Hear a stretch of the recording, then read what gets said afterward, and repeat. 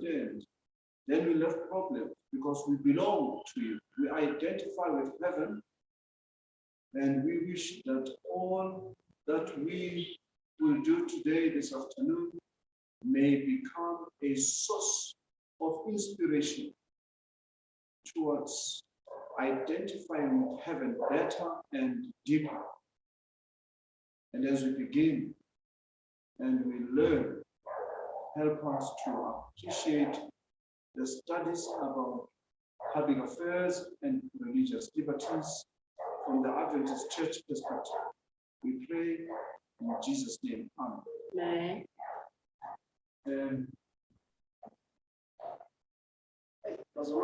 I don't know whether this story you know or you don't know, but if you know the story, then who of you knows the story? TFD network. TFD network.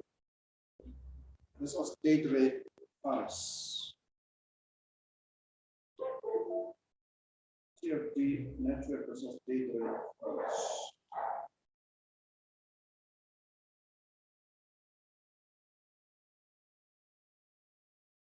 I want to start right here.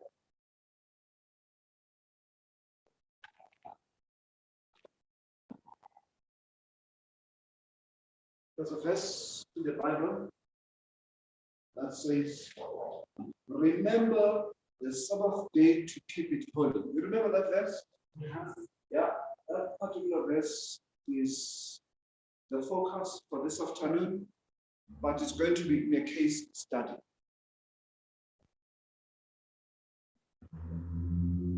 This is a case there of the labor court. It says there,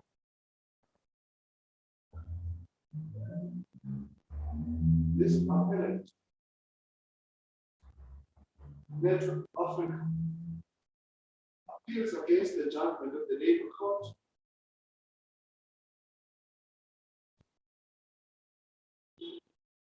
and holding it earlier that the dismissal of the respondent, Mrs. Paris, was automatically unfair on grounds of religious discrimination and awarding her compensation. That's what happened. I know. No, did you explain it, sir? I must not be explaining these things. Now, Ms. Paris was employed as part of the graduate management training program of this company in 2011. This company conducts a logistic and transport service provider and offers a warehouse and distribution service. The warehouse holds substantial amounts of customer stock, and stock taking is required over weekends on a monthly basis. All right? That's what that company does. Logistics, because you know logistics very well, I know that. The dismissal of Faris arose from her refusal to work on Saturday on account of being a Seventh-day Adventist. There you go. This lady is a Seventh-day Adventist. A religion in which Saturday, the seventh day, is the Holy Sabbath. Adventists are required to observe the Sabbath between sundown on Friday and sundown on Saturday evening, during which time they are ordinarily not permitted to work, and they must dedicate themselves to spiritual and religious matters. That's what the Adventist Church is about. You are familiar with the story, no? That's the matter in court. She was interviewed in October 2011 and started her duty in January 2012. She gets the interview, she gets the job, she starts. She testified that she was only interviewed telephonically, and in the course of the interviews, she informed TDF that she was an Adventist and could not work on Sabbath. And that's how it works. Go to the interview, tell them up front who you are. That's what you do. TFD maintains that there was an actual on-site interview with Ms. Faris in October 2011, in which she was told that she would be required to perform weekend work, and to which she indicated she had no problem. When you come to court, most of the time, even at a disciplinary hearing, most of the time things tend to be like this. They become murky, and they tend to be problematic. And people who will be there will easily change the facts. But listen. TFD claims it would not have employed Faris if it had been aware that she could not work on weekends, as it was an operational requirement of the job that she participates in stock taking on Saturday. The employment contract. Faris reported for duty in January to finalize the appointment and was given an employment contract which was explained to her by Stander, the human resource officer at that time. And Faris testified also that she told Stander that she was an Adventist and could not work on weekends. Because the employment, she tells them, I don't work on weekends. And particularly on Sabbath. She said that Stander referred her to the warehouse manager, Hilton Jordan, to whom she also disclosed her position, who then agreed not to roster her to work on weekends. Given the large amounts of stock that TFD carries for its customers, it is a business requirement that a wall-to-wall stock take be conducted once a month. What is wall-to-wall? What is wall-to-wall? Who of you has done it? Because take everything that is on the floor. That is what it goes for. Everything. You count everything. If you take that these chairs, all these chairs are shelves in a warehouse like this, every little bit of stock there must be counted. Right. The stock take is conducted by all managers.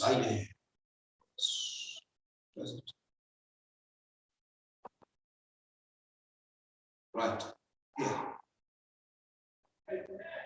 The stock take is counted by all managers of TFD from the end of the business day on Friday through into Saturday afternoon. All managers are rostered on a separate stock take roster over and above the normal working shift, and the managers are paid overtime for this work. Overtime, how much do you get for overtime? If it's a Saturday, it's a Sunday, yes, sir. Double, eh? Yeah. Saturday, time and a half. And on Sunday, double. This lady, she was going to get that. And Faris testified that she was never rostered to attend a stock take for the entire period of employment from January 2012 until her dismissal in December 2012. And Jordan, who was responsible for compiling the roster, testified that Faris was indeed rostered to attend. So the version is not the same, right? Yeah. Omniwiti, it was, I was not rostered. And then this manager says, no, you were rostered. And he says you were rostered along with other managers. And Smith also testified that he saw Faris' name on the March, April, and July 2012 rosters with a name unmarked as she was not in attendance. In other words, higher facility. She didn't go to work. Faris failed to attend all stock takes at all month end. She was referred to HR and she was finally dismissed. When they refer to HR, what happens? Disciplinary hearing, right? That's what happens. HR disciplinary hearing. She told the employer's representatives that she is a Sabbath keeper and her religious convictions do not allow her to work on any given Saturday. This lady, I've been searching for her. I will eventually find her. She's around Joburg. She was in Cape Town. That's where the case was held at the Labour Appeal Court in Cape Town. And she won this case there in Cape Town. And she told them, I don't work. It was suggested that she attends church on Saturday and then come to work afterwards, but she refused this. This reminds me of my sister and myself when my father used to work in the morning there, and then in the afternoon he would be back in church. It was sad for us. We remember it was not nice, and but I can tell you now that that money took us to school.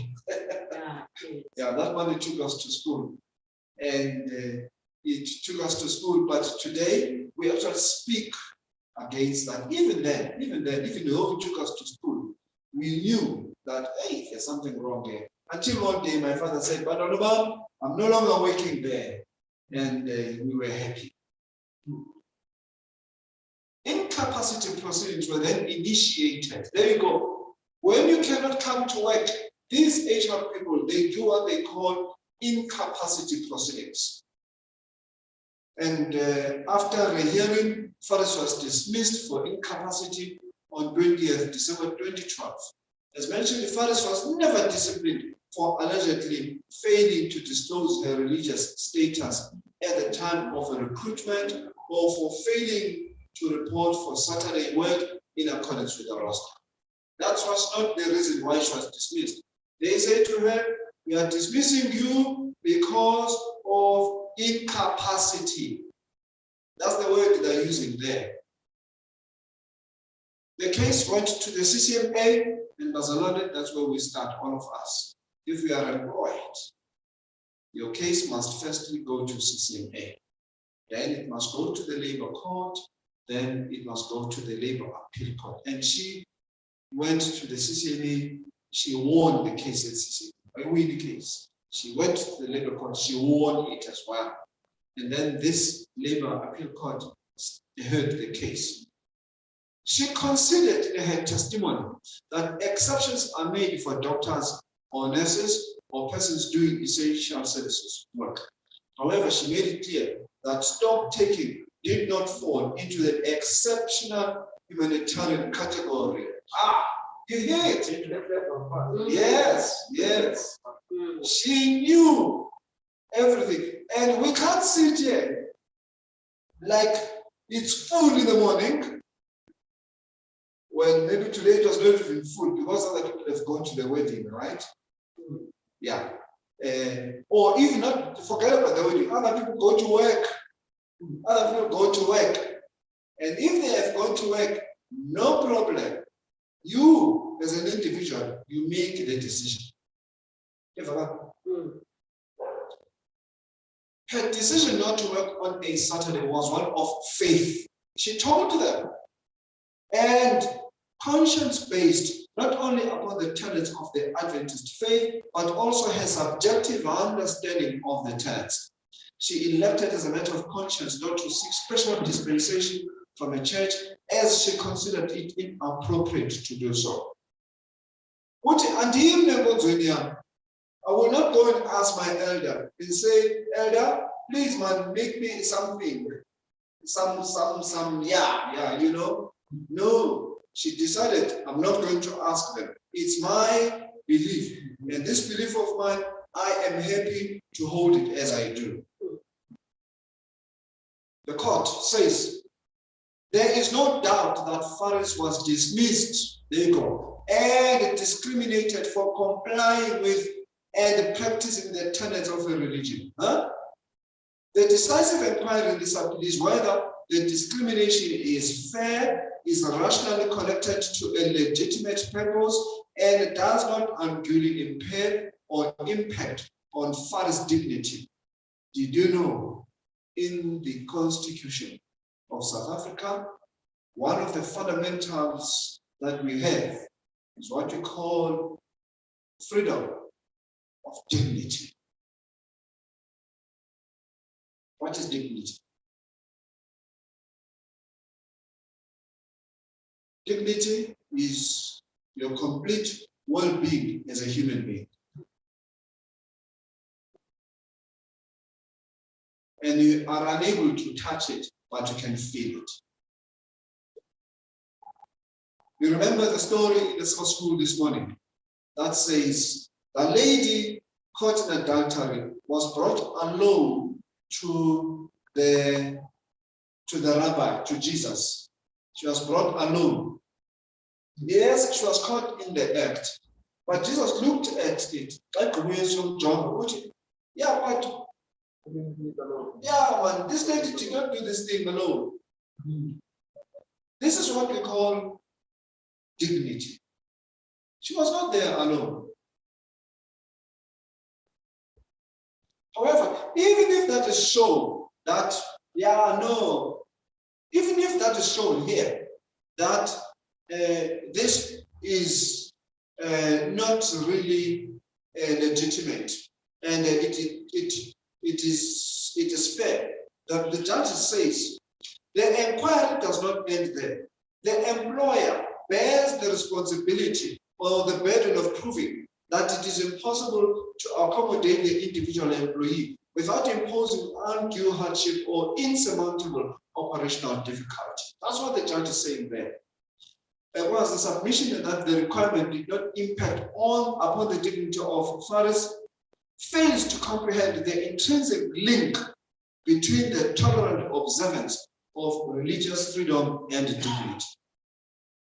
And the record shows that Faris made various suggestions. Boss, Rosalon, please, this is an important paragraph. She made various suggestions about how she could be accommodated. She offered to work on Saturdays after sunset. She was willing to work on Sundays, and she was available to work night shift or early shifts or longer hours on the Thursday before the stock take. And in the first part of the stock taking process, commencing on the Friday, in order to assist. Did you see that? She was willing to do that, all of that. And people need to appreciate it. When you are at work, remember it, make suggestions to them, and record all of that they should accommodate. The court then says the dismissal is declared to have been automatically unfair in terms of the Labor Relations Act, Section 187. Secondly, TFD is ordered to pay the applicant compensation equivalent to 12 months remuneration in respect of a dismissal calculated at the rate of remuneration at the date of a dismissal. 12 months. You know, she was a manager, right? She was a manager. Manager earned a lot of money. And then the court said she must be given 12 months. Now, Bazana, I need to give you, yes, go ahead. It's a relative term. All right. All right. The way you are. Yeah. I have to understand the what's the Yeah. Yeah. In her employment name, the money was a bit higher for the managers, you know. This is what I wanted to bring to your attention. This case was decided in 2018 at the Labor Appeal Court. 2018. From 2012. Yeah, remember she was employed in 2011. No, she went to the interview in 2011.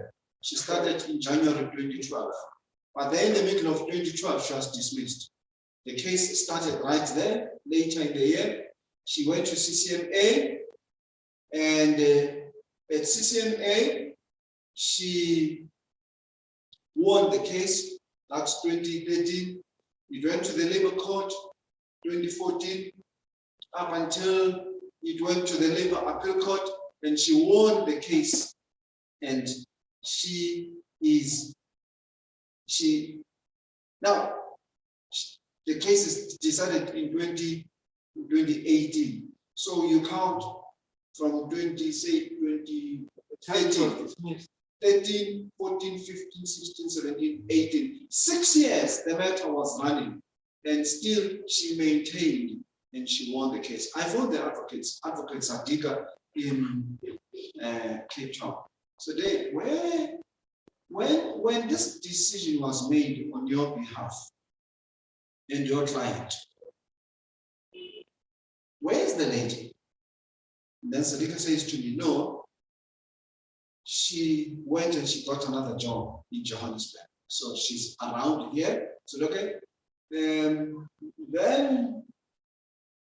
when the decision was made that she must be paid for that 12 months, at least 12 months, she had already moved and she had lost that job. She had already moved to another job. What does that teach us?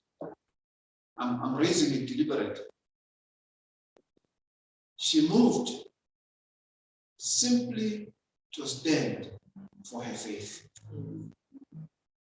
That's the only reason, to stand for her faith.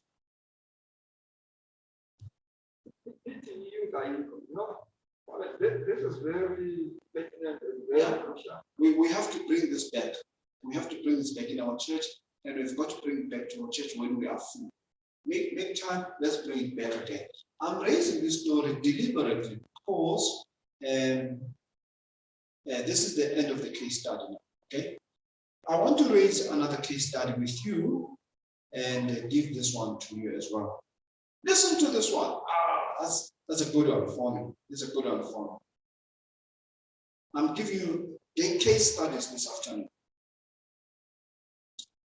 Freedom of religion, belief and opinion. Section 15. Everyone has the right to freedom of conscience. Conscience, Conscience. Just conscience. Religion, thought, belief, and opinion. Wow, that's beautiful. That's beautiful. Yes, beautiful.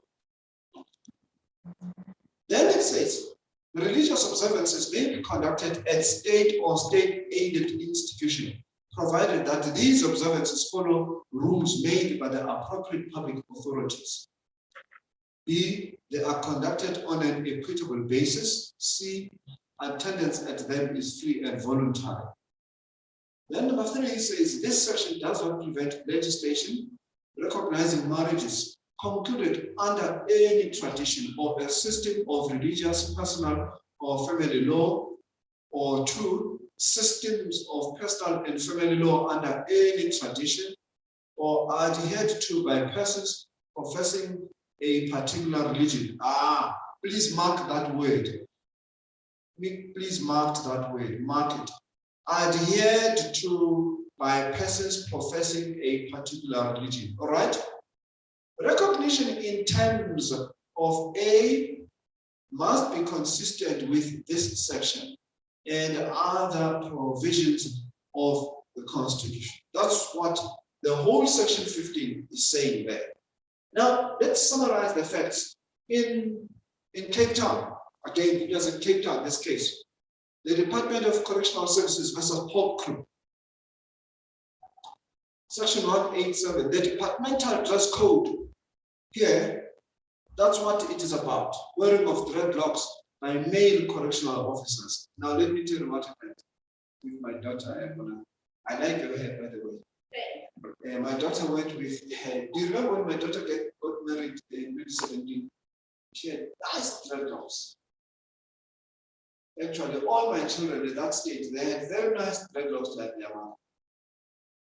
Then she got married, she went to Orlando West. And then my daughter, some years later, 2 years later, says to me, Dad, when I arrived at Orlando West, they did not like my dreadlocks. I have changed my style.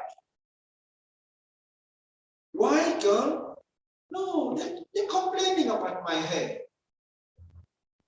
Do you think it's only the church? No. Also here, the Department of Correctional Services, we will go into it just now. Whether the dismissal of Rastafari and the closer respondents for refusing to cut their dreadlocks worn in observance of sincerely held religious and cultural beliefs, discriminatory and automatically unfair on grounds of religion, culture, and gender. That's what the court was required to decide on. Make an inquiry as a court. We are being dismissed because we are Xhosas. We are being dismissed because we are Rastafarians. Let's hear what the story is.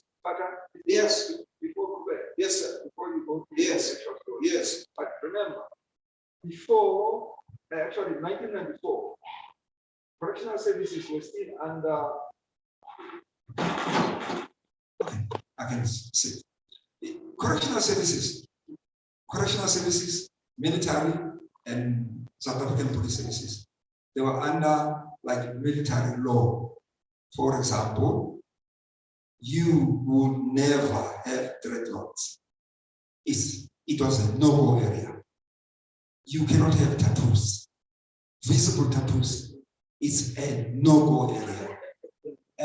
If you are a male, you need to shave. The only time you are not going to shave is because climbing, you are seconded to a special unit of climbing undercover. Then yes, because you need to disguise. Yes. So you will have dreadlocks or you will have whatever. But if you're going to wear a uniform, it was a taboo. It was a no-go area. So yes, now correctional services is being demilitarized. Now you can see now how they were.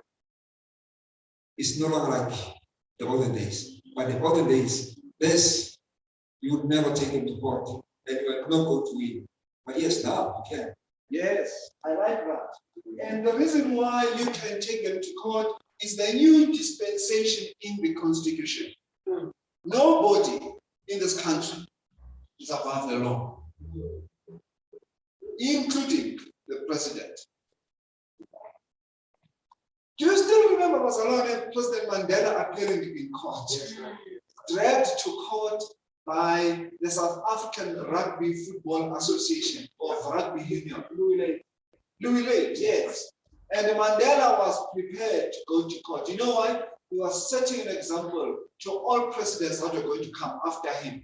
That if you are called to come to court, the Constitution says, as a president, you are not above the law. Now, recently, Cyril Ramaphosa has had to go appear twice or 4 times maybe at the State Capture Commission. You remember? You are not above the law. Finish. President Zuma has appeared many times in that case of his in Peter Marisburg. Remember? Yeah. But you will remember also there was obvious problems with him. With him, there were many problems. Because when he was the president, they could not drag him to court. And they said, how do you drag a sitting president to court?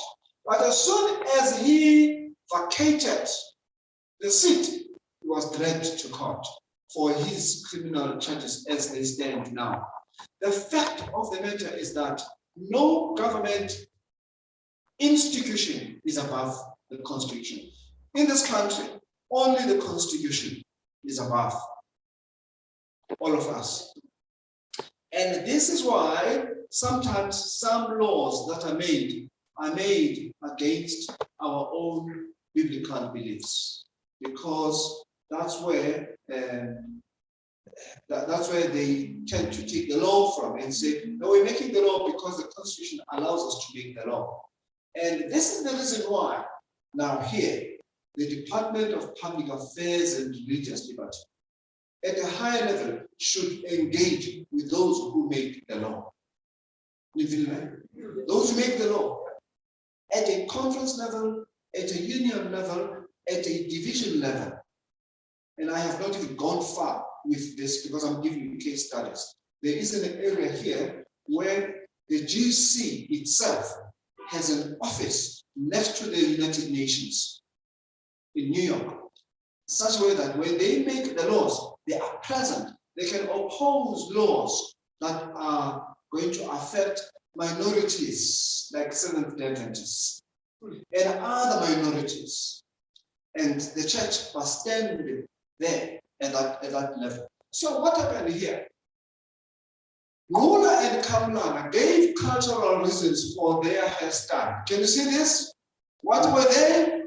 Ngula said he wore his dreadlocks to obey his ancestors' call. Ruth, my word, Ariana, Bahabone, Mamaki, Hore, Ahorelefe, and Ahobo. Given through the dreams to become a sangoma or a traditional healer in accordance with the Xhosa culture. It was in Cape Town. If it was in Mafeking, in accordance with Xhosa culture, because sangoma is sangoma. You don't have to be Xhosa or Botswana, isn't it? Do we have sangomas in Venda? There are many. Yes, sir. So with us as Africans, all of us, we have sangomas, right? And Lo in Cape Town, she says, yes, in my culture, I have been given dreams to become a sangoma. He requested permission to wear those dreadlocks until December 2007, when he would have shaved his head as part of a cleansing ritual to complete the process. Bazalani, ask us, just explain this one to me. How does the process of sangomas work? We're not going to now we go to Marunga, you are older to me as well. And you are from Zim, you know better. How does the process of sangomas work, bro? What say? I don't know. To let again. By the way, we have an aunt at my home, the last one at my mother's side. She has always tried to become a sangoma, but I think she has not been able to. Right? She has not been able to. But when we are sitting, I know there are times when we are sitting, I think when my grandmother died, or maybe some other deaths in my family, then we are sitting together, she would go, yeah, she would do that. I say, Mama, what's going on? And so when that happens, Africans interpret that. And they say, you have a calling. I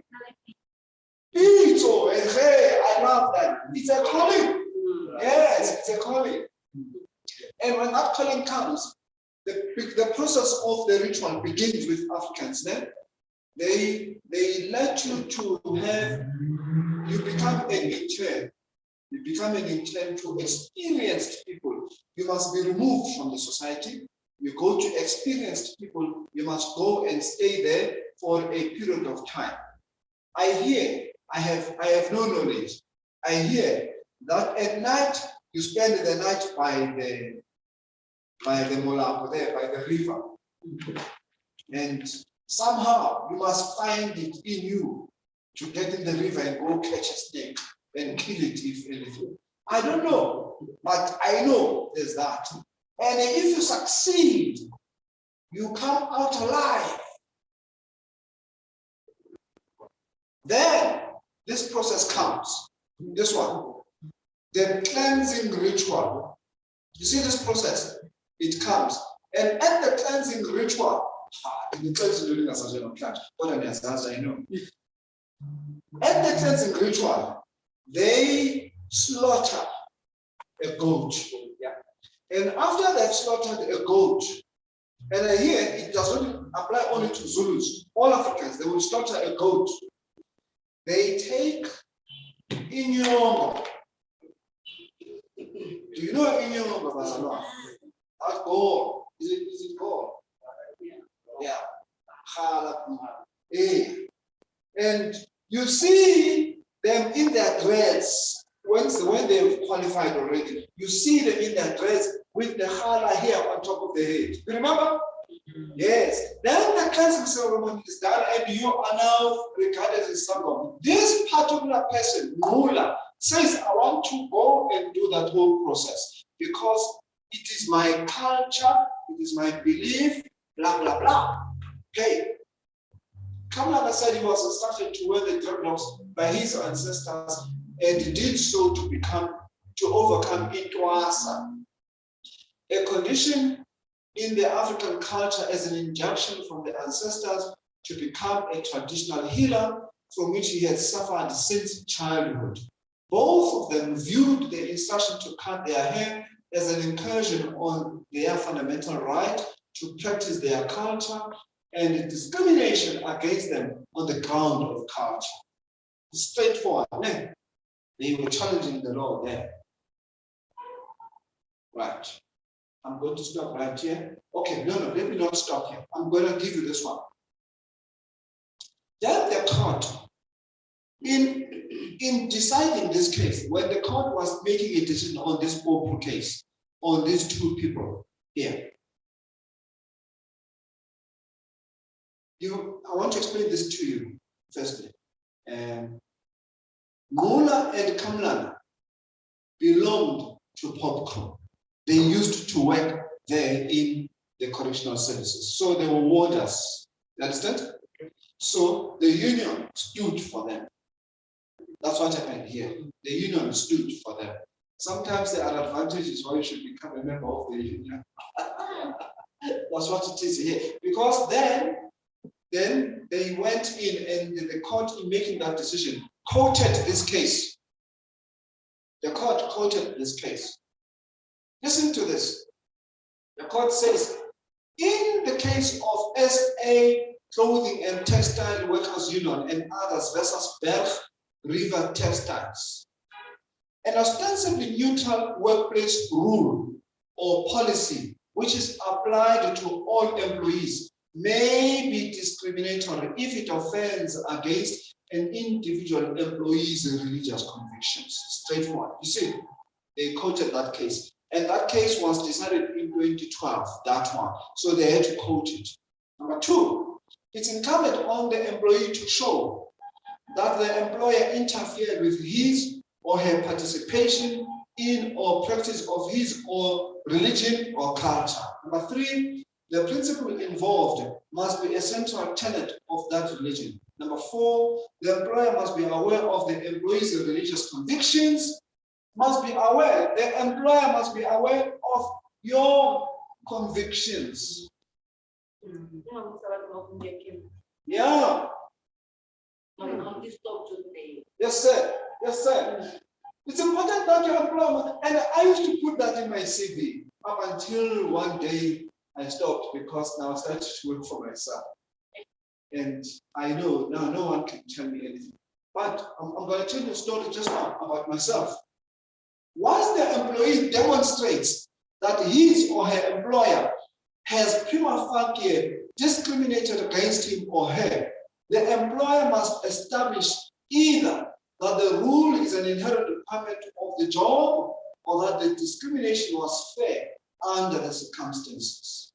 In particular, the employer must establish that it has taken reasonable steps to accommodate the employee's religious convictions. Guess what? In that first case study I gave you on Ms. Faris, they got all those principles from these earlier cases. It's just that that one was about a Sabbath keeper. But before a Sabbath keeper came, there were already cases up front ahead of it. You see that? That's what it is there. The employer's motives and intention are not relevant. The employer, I know, but I intended this. I understood that it's irrelevant here to the inquiry, and it is thus not relevant whether the employer acted with benign motives. Let me tell you what this case was about, because I have not received the effects of this case. This one.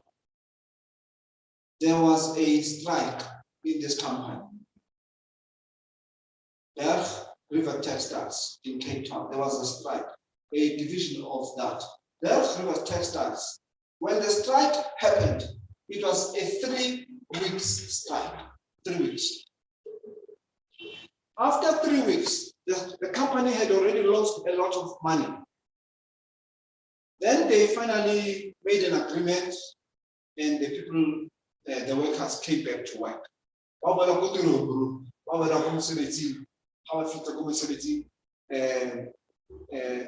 Manager, okay, ladies and gentlemen, can you please work overtime so that we can recover time lost.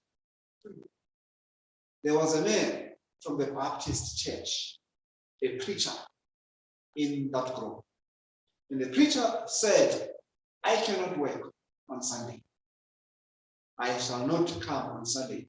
And you know that for the ample time that I've been working here, because I am a preacher at my church. On Sunday, I will not do so. They took him to the disciplinary hearing, they dismissed him. And after dismissing him, this case came to court in 2012, and this man won the case. These principles come from the case here. Worship on Sunday is dead for their beliefs of worshiping on Sunday. Now the case of these people went that direction as well. And Pope Crew won the case. They won the case against the Department of Correctional Services. And they were allowed to carry their hair. You know the reason why most people, the department would not like them to have their hair. You know the reason? Warders inside the jails would have the drugs, insabo and cigarettes and other things tied into the hair, and you would not see it. And then let it go inside, right through to the maximum cells. That's what would happen. So something had been found in one of the prisons there in Cape Town, and then they were told, because of this, you are corrupting the system. We always have wondered why are these people addicted to drugs? Why are these people behaving like this? But also we found the cigarettes here. Where do they come in? So now we realize it. The only thing that we can see, they come from you. This is the hair.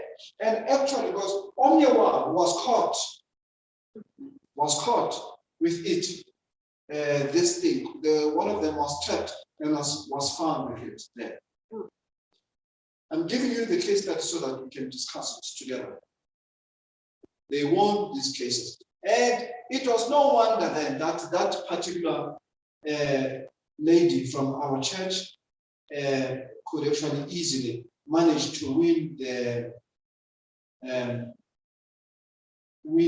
own case and get going with it. And there was no issue at all. Any comments up to now? Do you want to comment?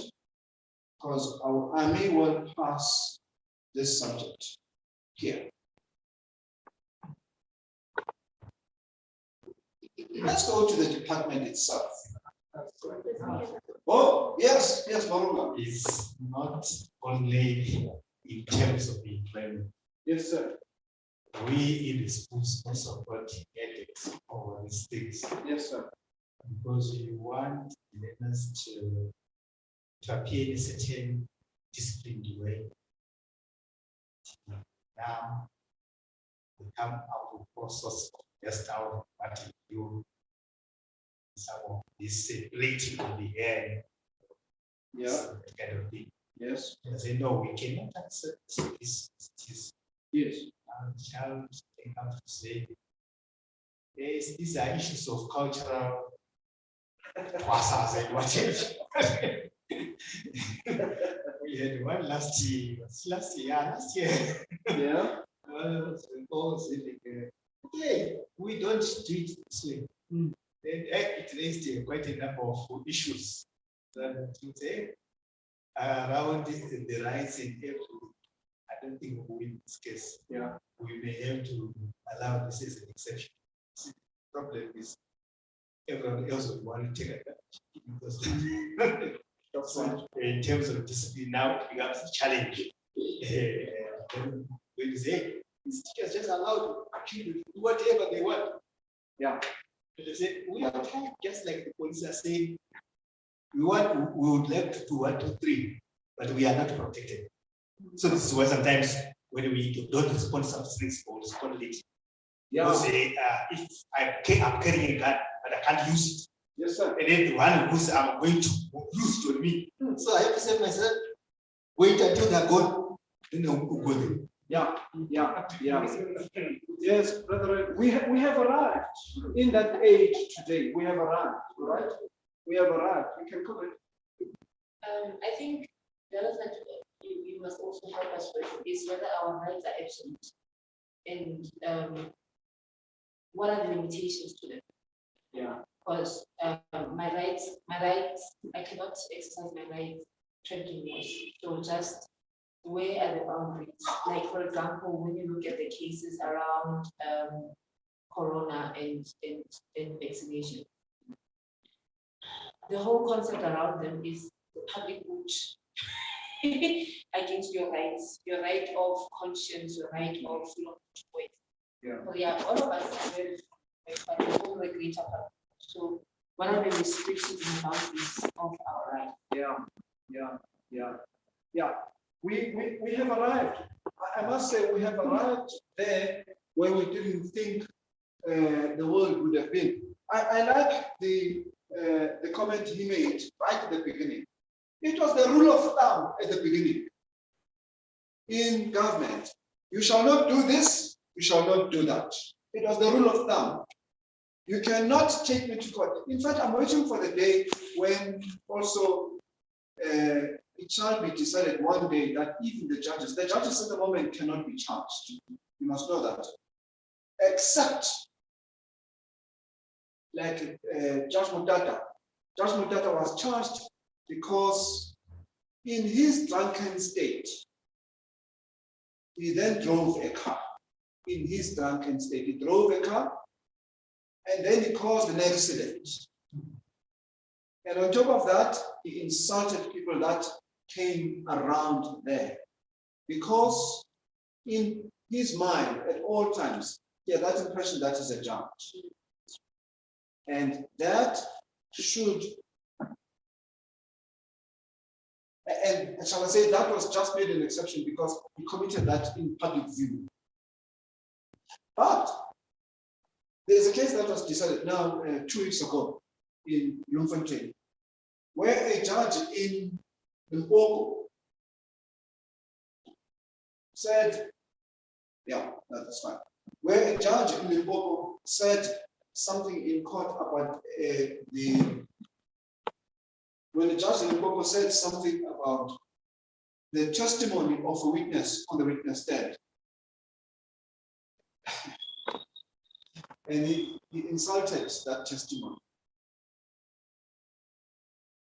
And he says, well, you're talking to the witness. And that was the end of it. And then he convicted the accused, sent him to jail. So this guy, he went down to Bloemfontein at the SDA, and there the judges in SDA, they said, no, but I still he committed that which he did, he lost the case. And then they raised this part. And they said, a judge may not use profanity against anybody in court. We are concerned as the senior judges that he said that to the witness. You understand? And the judges, some of them, they say whatever they say because they may not be charged. And that's why Zuma could not be charged as well. As long as he was president, he could not be charged. And I wait for that day. Our avenue in law, they say, if you have a complaint against the judge, you must report him to the Judicial Services Commission. Now, I must tell you now, it's not easy. You know Judge Sope from Cape Town? Judge Sope in Cape Town, he attempted to influence judges of the Constitutional Court. They took him to the Judicial Services Commission. But before he arrived, the Judicial Services Commission arrived with its tribunal at that point of finding him guilty. It took 6 years. 6 years. for that matter to finally be heard by the tribunal, like Zuma is doing now.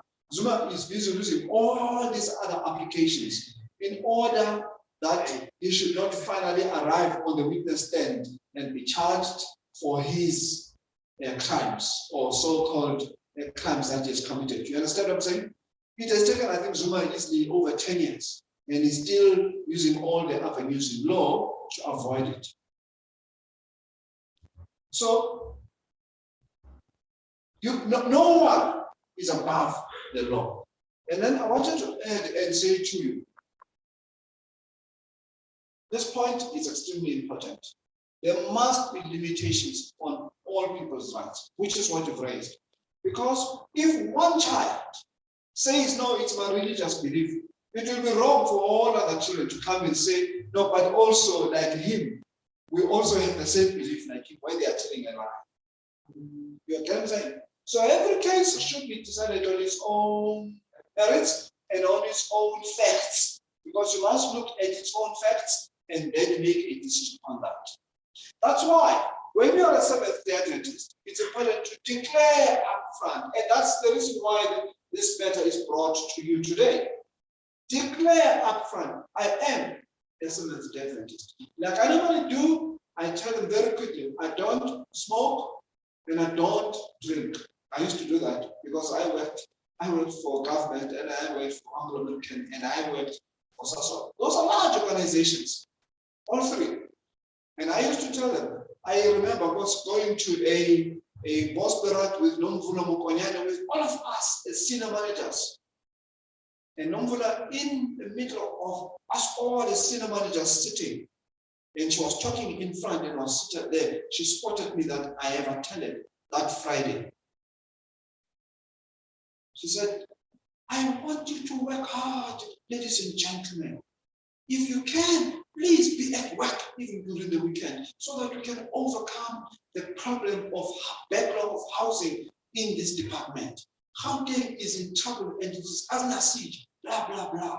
But I know there are exceptions. I know he is a Seventh-day Adventist. He would be exempted. And then they said, no, but someone also there, he is not a Seventh-day Adventist, but he goes and he obeys, he keeps the Sabbath. But I said, yeah, if Naya, John Nigel does that, they are exempted. But all of you must be at work. You must declare up front. If you don't declare up front, the fault is yours. Yes, sir. Okay. Yeah, I would say, yeah, even if you declare up front, your service must be also standard. Yes, sir. You arrive early, you knock off with others. Unlike to give a jacket lunchtime, then you come to business and others working. Yeah. So when you go to court, even the Holy Spirit will not.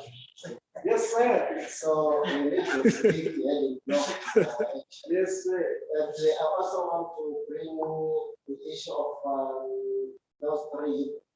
Yes. They were not the only Israelites. Yes. They were master guide leaders among the people who knew.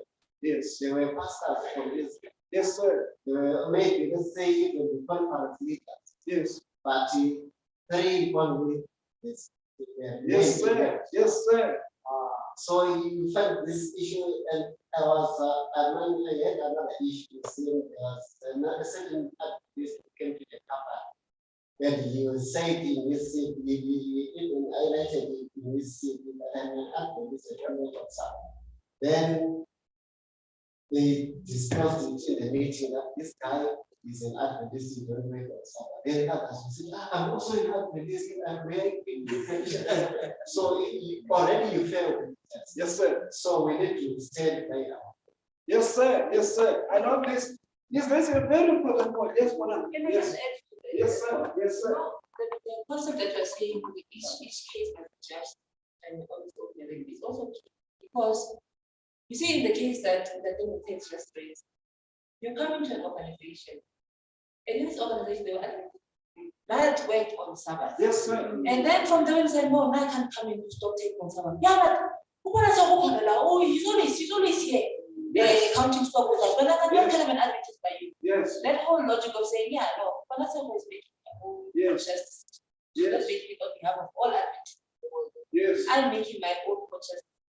So you need to also be aware of the fact that precedents that people are setting ahead of you in the company where you work must not dictate what the employer does not give the employer the right to use them as a reason why they should discriminate against your choice to stand for you.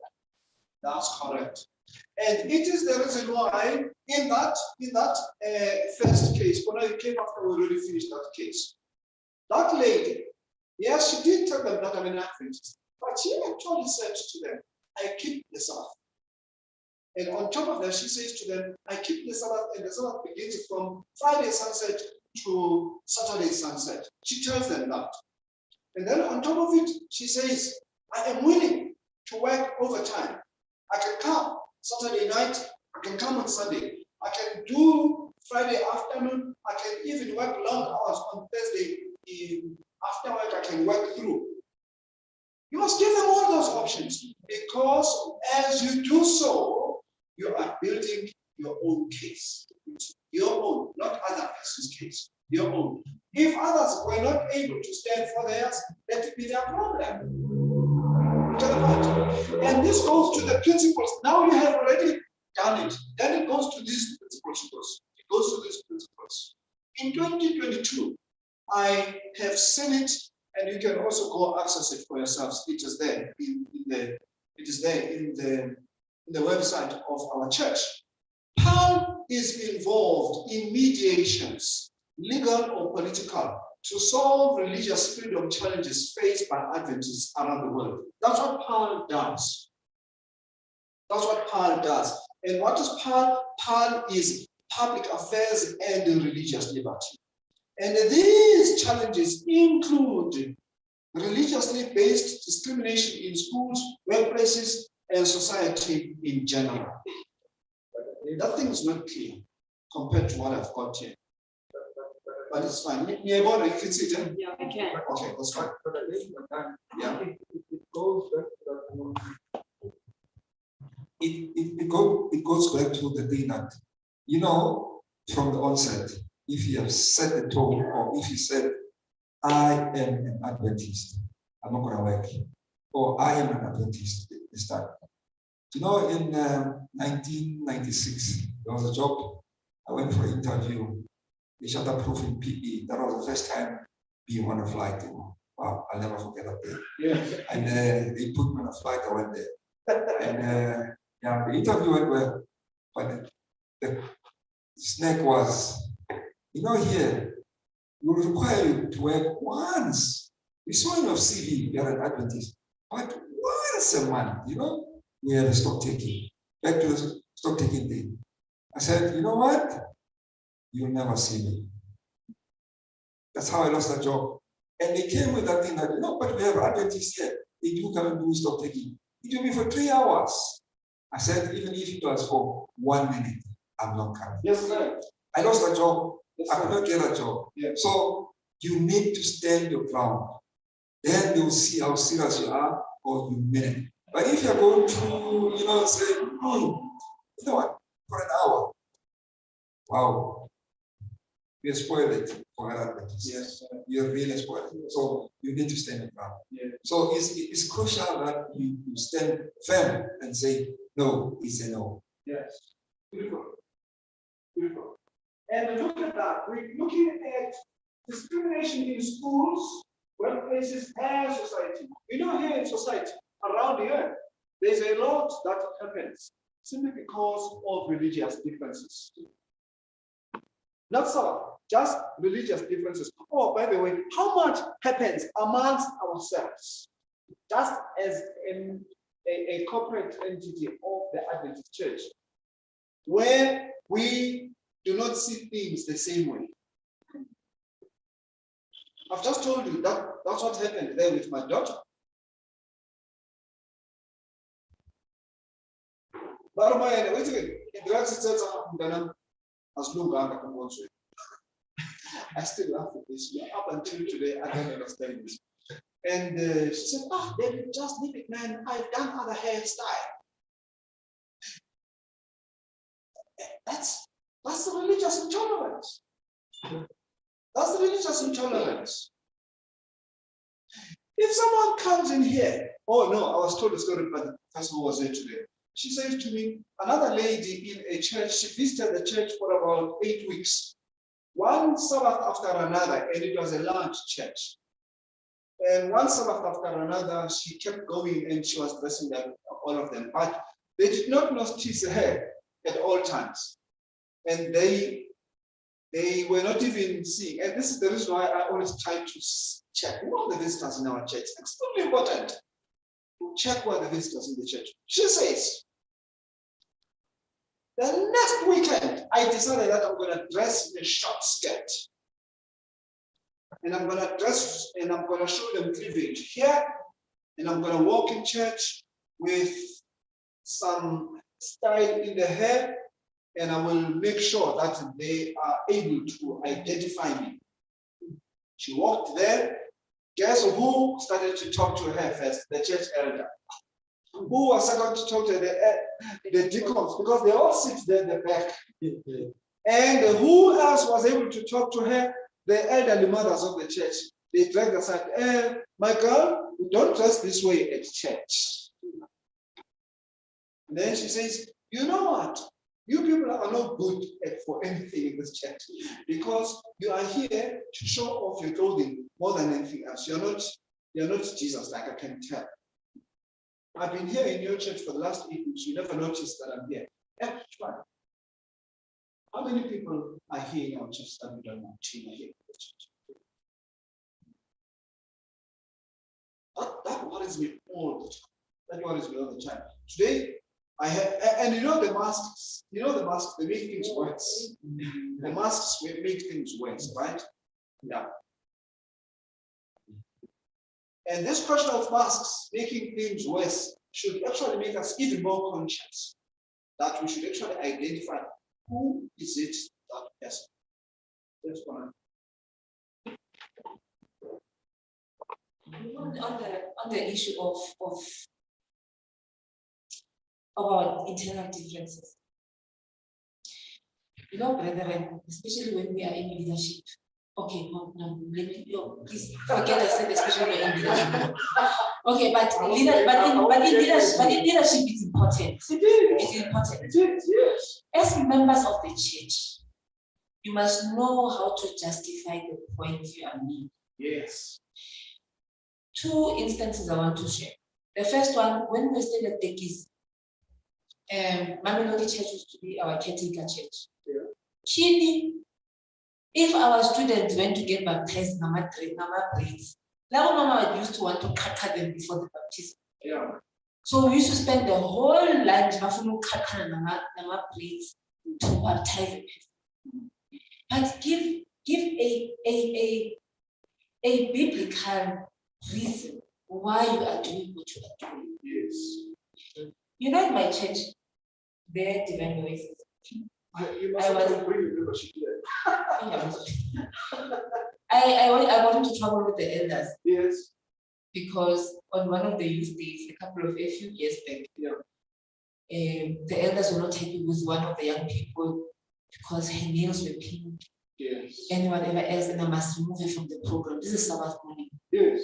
And I said to them, oh, we were doing the sermon that day was done by a panel of 4 young people. So all of them were doubling as the MC, the what, and then together we were because all of them were not confident to do the sermon alone. Okay. So she was part of the panel doing the sermon. And they told me, no, they're not happy. And I'm like, has the church been taught that we should not paint our nails pink? Number 1. Number 2, has the church business meeting voted after that lesson that whoever stands there in front of us as different races will not have pink nails? Yes. No, they haven't. Then I've got more to stand on. Yes. On what basis am I going to say to her, you are not allowed to stand there if the church has not decided? Yes. Because first it's the teaching. You come and you teach us. And in that teaching comes the Bible verses. If you want to add the spirit of prophecy, then at the end of the day, by the time when the church business decide on the policy of the church, it's easy because we've all been taught. We cannot just come and make it's like when people are complaining about the songs and the choruses that young people sing. Okay, let's give you a platform for you to explain why the choruses are wrong. Yes. Why the style of music that the young people are singing is wrong. We should be clear when we are making these restrictions, or when we are verbalizing these restrictions to visitors and to young people, why we are saying, and give them a thus says the Lord, so that they can know it is not just you discriminating against them. And when you do that, you need to always be conscious of the fact that it's the Holy Spirit who enables the change. Maybe a person is not ready. You know, maybe a person has not gotten to that spiritual level. But while I'm saying that, I must also say time and cheap.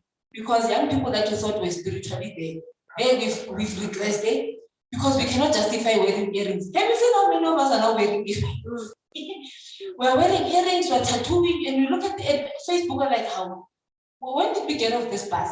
So it's that concept of individually as an Adventist, you must be able to justify why I don't wear pants to church. Yeah. You may wear pants, why I don't wear them to church? Yeah. Why I don't wear earrings? Why I don't wear my hair? Why I wear long skirts? All of that. You must be able to justify. But don't think that by you saying it to Shimi, that's how Shimi feels about the same thing. Because Shimi might have reached a different conclusion spiritually around the same thing.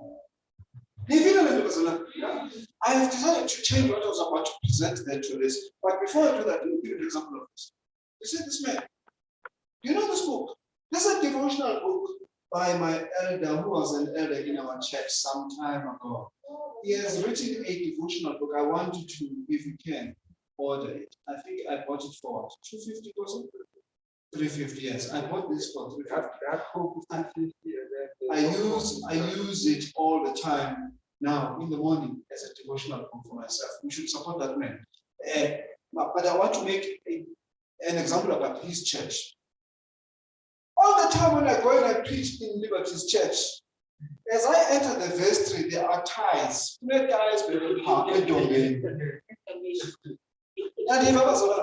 So I went in and I asked them, brethren, what are these ties for? They said, no, you say Dala. When we ask other people to come and serve, they say, no, I don't have a tie. And I don't have a tie, and there are deacons. Oh, yeah. So we keep these ties for you. But who said you must put a tie in church? Who said you must put a tie in church? Wow.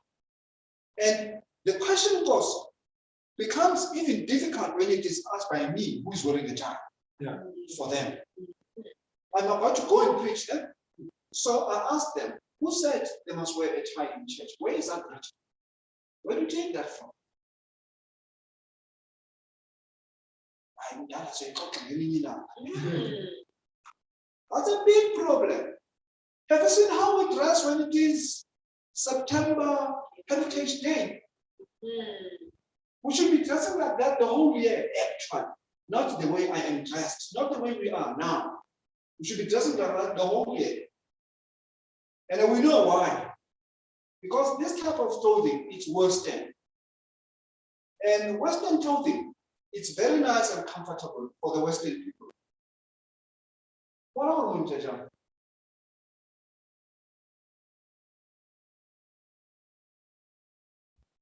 Pin skirt,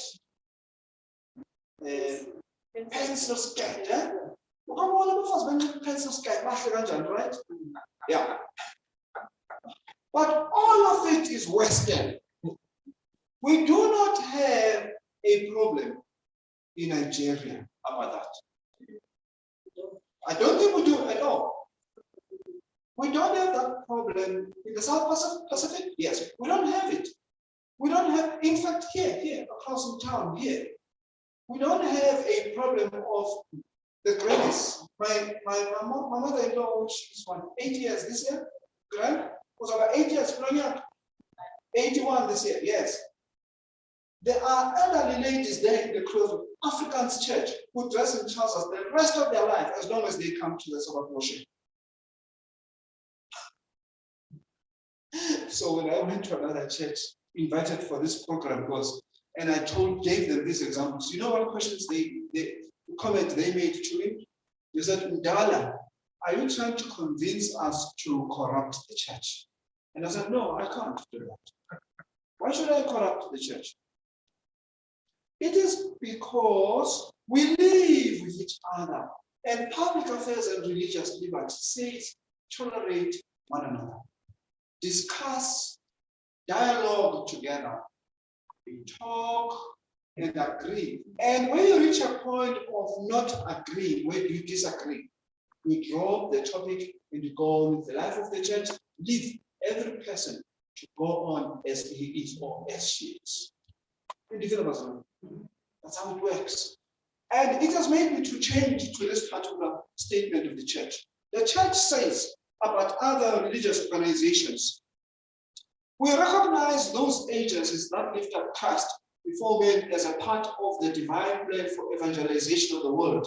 And we hold in high esteem Christian men and women in other communions who are engaged in winning souls to Christ. How many churches are winning souls to Christ? It is not only Sabbath Adventists, isn't it? That's the point. That's what the church is saying here. Our own church. This is a statement of our church.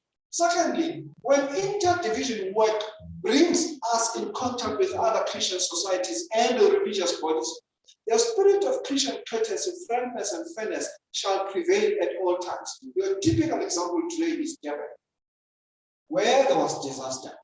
Are you going to be looking at which Meals on Wheels? Meals on Wheels is here, and you then on the other side you check which are you going to do that? No, you're not going to do that. And also, you are going to work with, it says here, if interdivision brings us in contact with other Christian societies, we have to make sure that our Christian courtesy prevails at all times. Fairness prevails at all times. We recognize that true religion is based on conscience and conviction. Don't force people to change and be like you. If I'm a vegetarian and you're not a vegetarian, it's none of my business. And it's none of your business to even castigate me.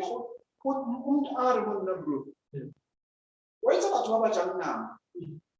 Mama, let me so of the Mama now.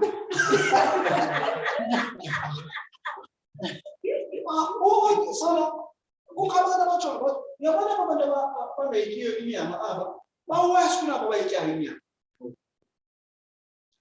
you reach that stage, and that causes problems. Leave people to grow. And other people may not be able to reach that growth until they die. But worship with them fairly. It is therefore to be a constant purpose that no selfish interest or temporal advantage shall draw any person to our communion, and that no tie shall hold any member, save the belief and conviction that in this way the true connection with Christ is found. That's all. That's all. If a change of conviction leads a member of our church to feel no longer in harmony with our Adventist faith and practice, we recognize not only the right, but also the responsibility of that member to change. Because only God change we recognize that. But similarly, we recognize the right. How do we share as an app? We recognize that. It applies both ways. We expect other religious bodies to respond in the same spirit, which is what I've just said. You know? It works both ways. Yes, of course.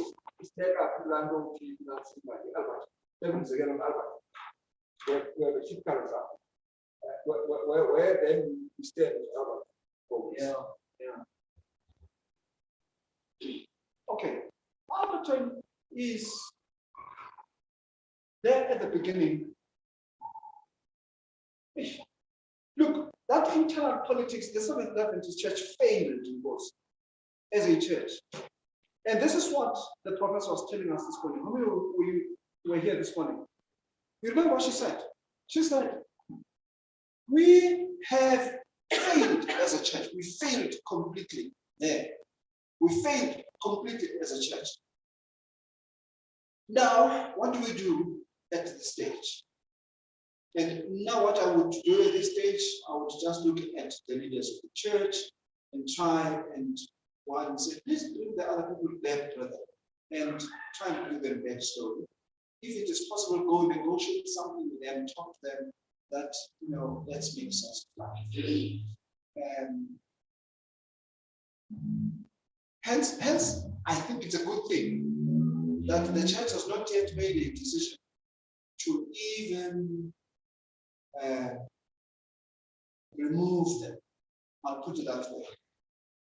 Up until that decision is made, they remain Adventists, all of them. They remain so. And that's my attitude at all times. So you need something to hold on in today's position compared to when that conflict started. You see, in 2014, when the conflict was at its highest point, the Adventist Church had all of it in this part of the world failed generally. We failed to make sense of life about who we are. We could easily have gone to sit down there and talk. There was a point where we met face to face, and I was in that meeting, and said, Bazalani, it's kind of parts. Can you now return? Now let's go to the session together. Let's go and make decisions together, because at least we have fought. It's enough. Let's go to Bloemfontein and make those decisions together. And when they failed to come, we said, okay, we can't even vote in that session because they didn't come. And so we could not do anything. And so, all right, must buy again. I mean, we can't even say we're a new executive committee and Sayega. So it's better logo. It's better parallel our upper meeting. If the South African Union Conference says we don't take their tithes, they are not part of us. We stand there as an organization at this moment. And that's what it is. It's a painful one because this one is intra, it is not inter. There's a difference here. When it is inter-division, where is it? Where is that word inter-division? This word, when inter-division work, can you see that word inter-division work? When it is inter-division, that is us and our other churches, then it's fine. But in the conflict of the inter-division, internal division, and that's what can happen. By the way, there is a church called Rosebank Church. Do you know that church? Rosebank Church. It arises out of an intra-division church at Orlando West. Yes. You don't know that? No, they fought. They fought in that church. And after fighting other people, then they decided to go. And they formed what you have now, and it's called the Rosebank Church. I think in Pretoria there's another one as well. And it happens largely when people are heavyweights in the church. Heavyweights. Yeah. Yeah, Moikloof. Because there is a church called Moikloof. You know Moikloof? And I think our former elder attends there. Yeah. Moikloof came out of that. I was sitting in the executive committee, and the president says to us, brother, we would like you to recognize Moikloof because there in that church, we have people who, if they were to withdraw their tithe, they will take all of it and will give it to the NCS.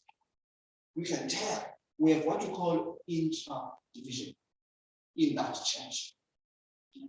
And that's where we fail at all times. If we fail right there in some things that are things we can talk about as members of the church, then we will have other people standing up, living by themselves, here in Kagiso, saying, we're going to form another church. We shall call it Lusham SDA Church. That's all. So it's better, Albert, it's better to comment in later. You want to make a comment on this? but I can pass. Beautiful. So before admitting, there's another statement of the church. Before admitting to church membership, members of other religious organizations, care shall be exercised to ascertain that the candidates are moved to change their religious affiliation by religious conviction and out of regard to their personal relationship with God. Do you see that?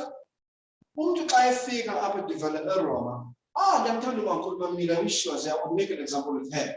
Umakhulu Mamile, she told us, no, I am from the Catholic Church and I have read all the scriptures. I am happy to become a Seventh-day Adventist. Do you hear me?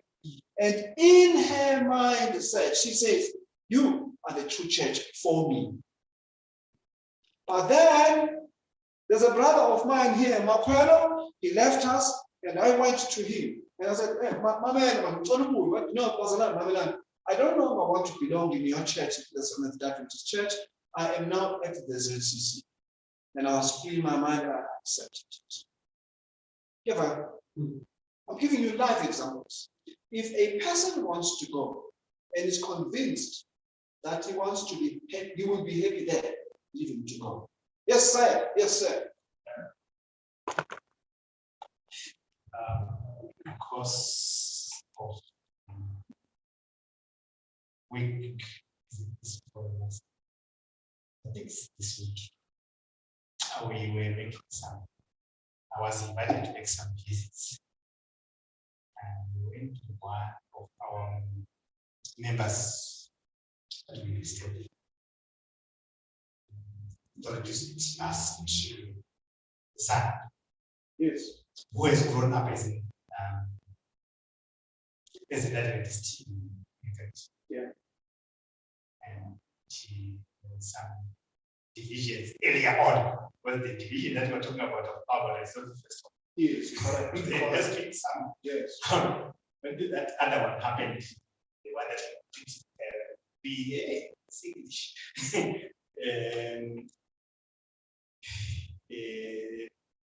When it was talked about the goods, the medical computers, and what have you,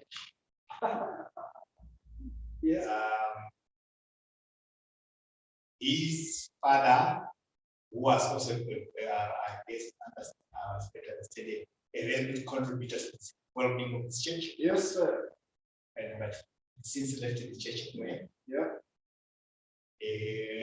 His name was not mentioned among those who were. Yes, and it pained him up to now. It hurt you. It hurt.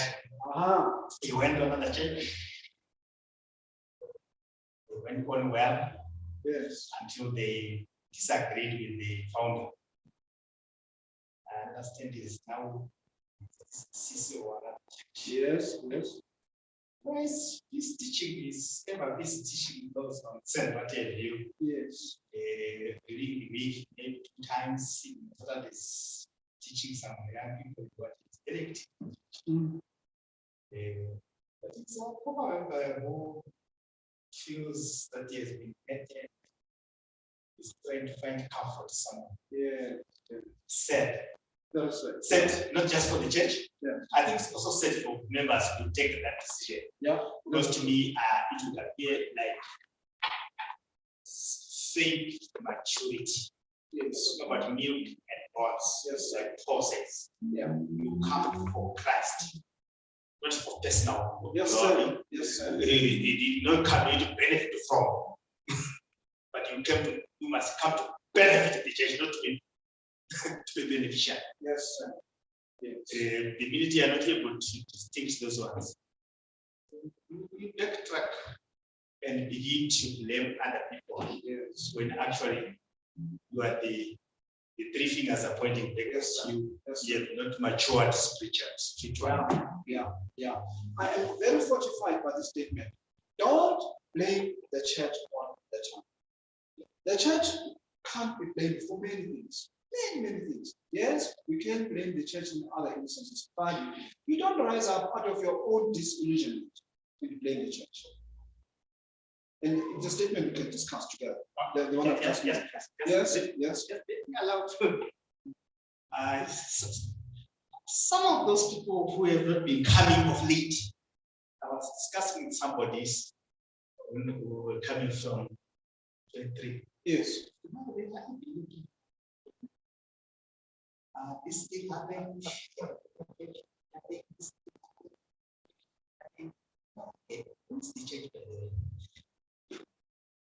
This is not all of us.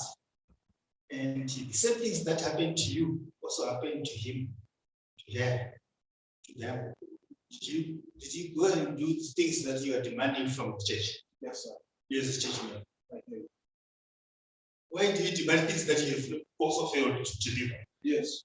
If you want, the Bible says, if you wanted them to do what something good for you, start by doing so to them. Then you can justify your. Yeah. But just to add on that, just to add on that. I'm not going towards him. What he said is true, however was wrong. I think maybe we need to look at it from the point of, let's say, for example, I was troubled when we went to another house. Fortunately, we were going together with him. And sure, these people, they said, but it's not the people in the house, but you know, the family members will say, yeah, you know,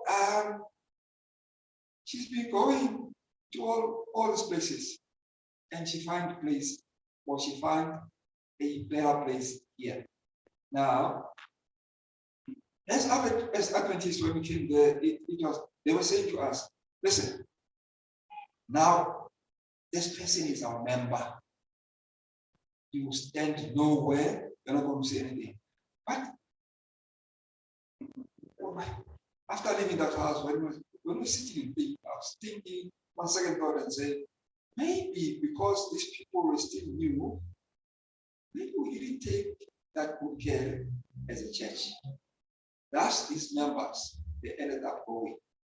But again, if you look at the time when they left, it was during that confusion of Sabbath. So, yeah, in a way, we are at fault. But really, yeah, you see, the one that you made, that one. That's fine. Elder.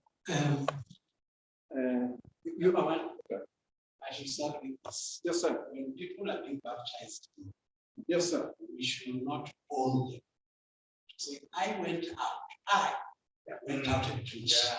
I brought this news. Well, some of the problems that we're experiencing here, nobody owns you. Yeah. You have come from Jesus. It doesn't matter if Mr. Kagiso came and preached to you. You are here for Christ. Last week I was saying to the church, we are accepting the members. I said to these members, I said to them, listen, this church, it can make you or it can break you. Yeah. But one thing that you should bear in your mind always, tell yourself, I did not come for anyone. I came here for Christ. Then you will be able to stand and survive. Because there are lots and lots of politics that will come, not outside of the church. They will come from here. Whoever did not talk to me, I didn't see you, my pastor. You are angry. Whoever did not come to my funeral, to my mother's funeral, I was also having some other commitments in the family. You are just having grudges with the church members. I like the way Maruna has said it. What your expectations are you doing them to others? And you are expecting people to come to you. Are you also visiting others when they are having issues or crises? Please let's try by all means to stand and know why we are here. The other thing that I want to talk about, I grew up in a church where it's called about our family name. You know the church. My grandfather started that church as the first, as pioneers, and it's known as the Mkwebos of the Chibokuzes church. That thing, some of the members, they think we own the church. Here in Kagiso, I asked a question. People didn't know why I was asking. I said, who are the founders of this church? The causes, the balances, the old John. Am I correct? No, you're right, but old John. Old John and I find about 5 families. Then one day, I was talking to someone, I said, hey, even if it's your father who started this church, it's not your church. Where I'm coming from, the church is known by our families. So people should understand this religious liberty. Even if it's my father was the founder, it's not my church. People can say their views. Because if you want to view something and you are new, and you are differing with Osi because his father is your founder, you can't even voice yourself and say, hey, who are you? You are new here. No, it doesn't work that way. You have to understand each other to say, you have got a different opinion, I've got my different opinion. Pray about it until you come to one conclusion. Because this thing it's really, really destroying the church. Yes, sir. Even if we can come to these other political issues, it has messed us up. You know, it's very painful. Sometimes we're not greeting each other at work because of the people that are in Albertine, I'm in this one. Because they will ask me, where are you? I said, no, I'm where I was. That was my answer. I said, what do you mean? Are you in the TOC or in the Albertine? I said, no, I'm not there. I'm where I was. I didn't want to say I'm in the TOC because I'm still an Adventist. That was my answer. I said, I've never moved. You are talking of politics that doesn't affect. I'm still where I was. Then, this issue, it creates a problem. Because I was embarrassed because a non-Adventist He's looking. she was looking. Yes. I didn't know she knows all of us. Yes, sir. She said to me, what's going on between you and this one? Yes. I said, Albert is coming. What should I do? I said, what did you see? I said, no, I don't. It looks like there is something. You don't. Initially, we were talking. Hey, how was the Sabbath? Now people are picking it up to say, this person, when I'm not busy, I will go to your office and we talk. Hey, how was the Sabbath? Now that visitation is no longer there. Yes, sir. And we are killing people that were saying, Seventh Adventist, it's a united church. Yes, sir. We care for each other. Yes, sir. Now we're not caring for each other because we have got these obstacles that we are holding on, that we can't let it go. So please, let's try by all means not to have all these problems. Let me conclude by this one. Sorry, I have not been talking for. Yes, no, that's fine. No, that's fine. By the way, just hold it there, Adam. By the way, this department, one main reason this department is here is for the church members to open up the way you've just opened. The difference is that when you are sitting here and things are happening and no one is talking, you end up being toxified and contaminated. So this department is meant you to speak. So speak your mind, and anyone who wants to talk, it's enabling you to air your views. By the way, even when it is unequal treatment, when you treat bandits differently, because I think you put it that way, or it was him. So you treat bandits differently, but you treat Olateho and Konza differently.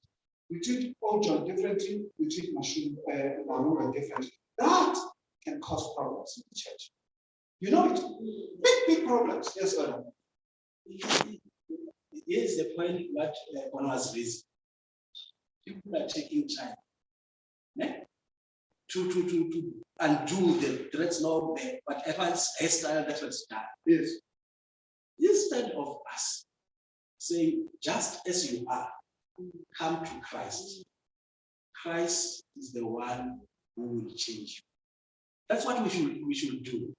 Remember, some time when we are baptizing people or when we have crusades, we are pushing them away again.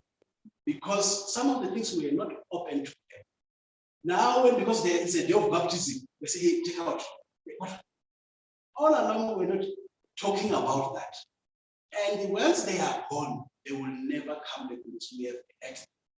Instead of allowing them to say, come as you are, then they will ask us to ask a question. There's something wrong here. What made this here? They're not living in what? Am I lost? What's going on? You teach them so that they understand. Once they understand, they are free to make decisions. This church, I always say, this church is above all political parties because this is where politics comes from. Reason we have got a freedom of speech in this church. I always say in my home church, I will argue with my uncle because my dad was always in campaign. In the business meeting or in the church, I don't agree with that you are saying because of 1, 2, 3 reasons. You know the funny part? After the business meeting on the church board, I'll be in his car going home talking like we were not arguing. Yes, sir. That's how you should grow as a Christian to say, having different minds does not mean we are fighting. We have to be united as members. No, the man has to speak first. This man. Then Pona, you are next, and you are next.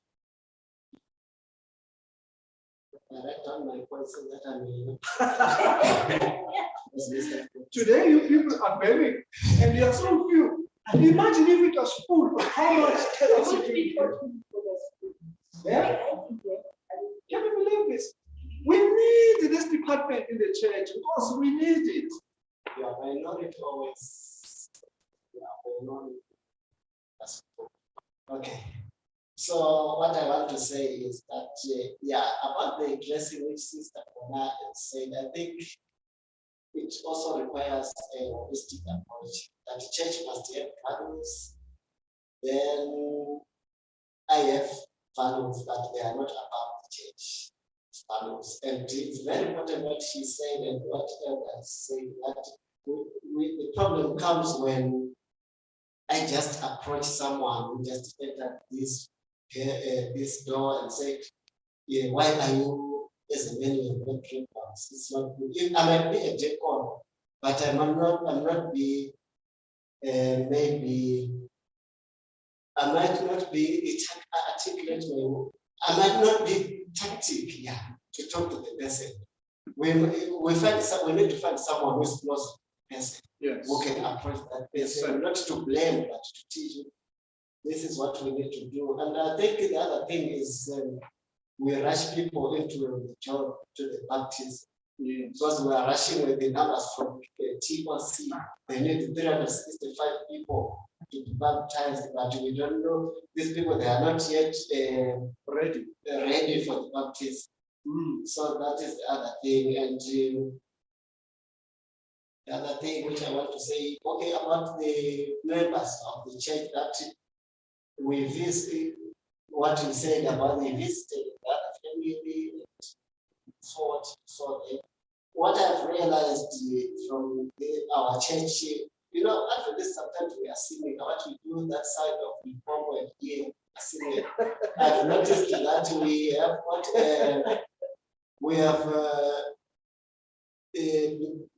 mostly there are people whom we neglect.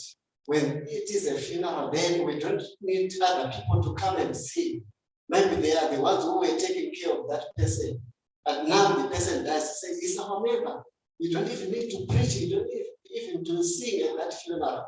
Somebody said to us at home, now he's your person. But we are the next doors, where the ones who knows what she ate, what she didn't eat, what she wants, but where were you? Yes, sir. Then we will have funded. Yeah. So we need to, that's how we can even lose the community. We may lose a grip where we are not even aware of that. Yes. So we need to live the love which we preach, that love that we preach, we need to practice. Then the last one, don't speak ill about the church, as you say. That I used to view videos of Maponga speak about the church, how the church took him out, and how he fight back the church in the social medias. now that he said as if he's now in sin. Then he went to politics. Then people started to discourage him. They speak evil things about him on social media, on Facebook.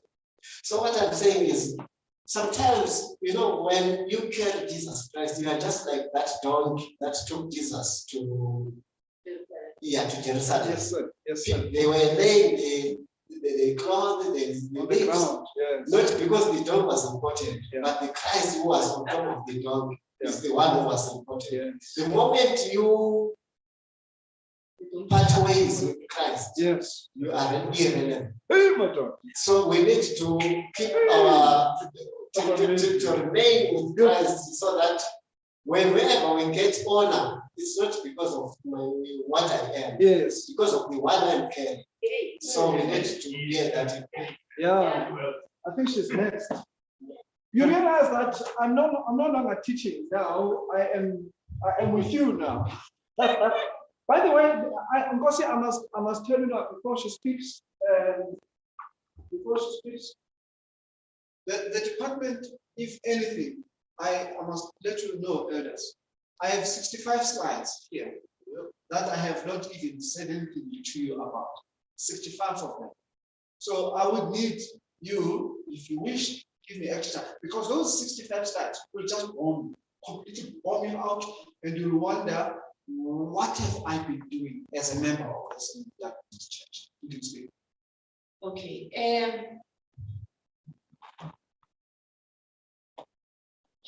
I think on the issue of point number 4, this point. Yes.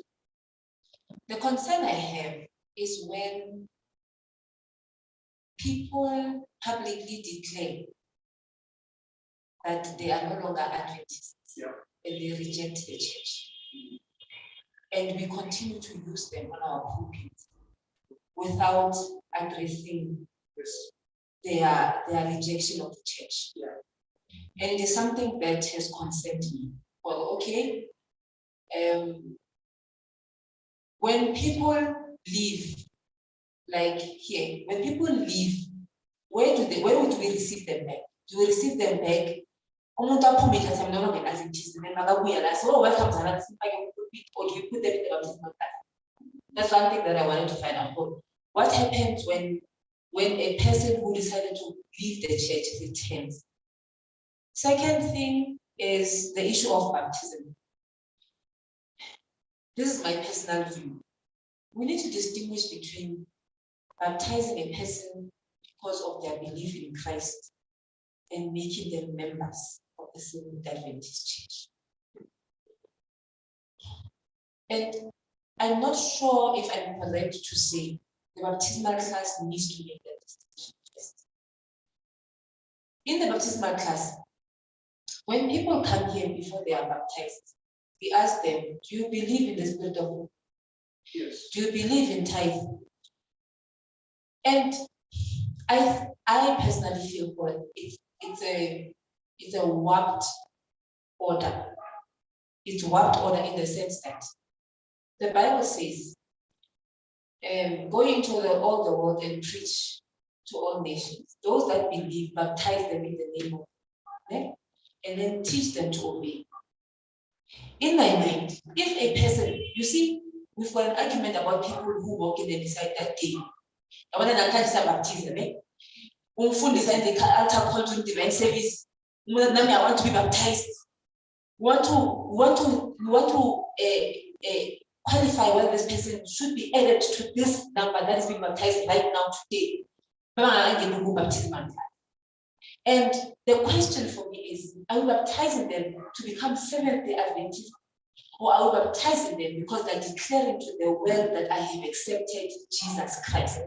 Meaning, a person can hear the sermon on the day of baptism and decide for Christ.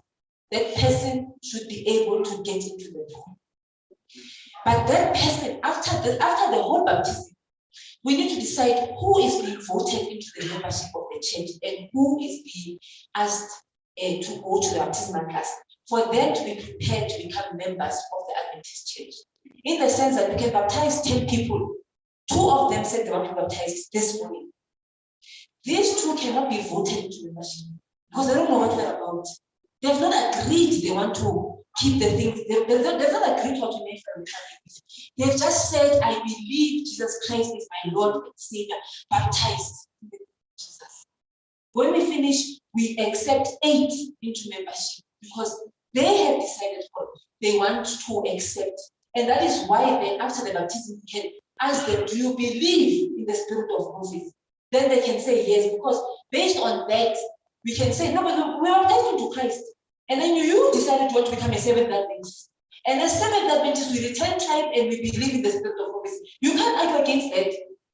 But because we've combined them, that is where I think one of our problems lies.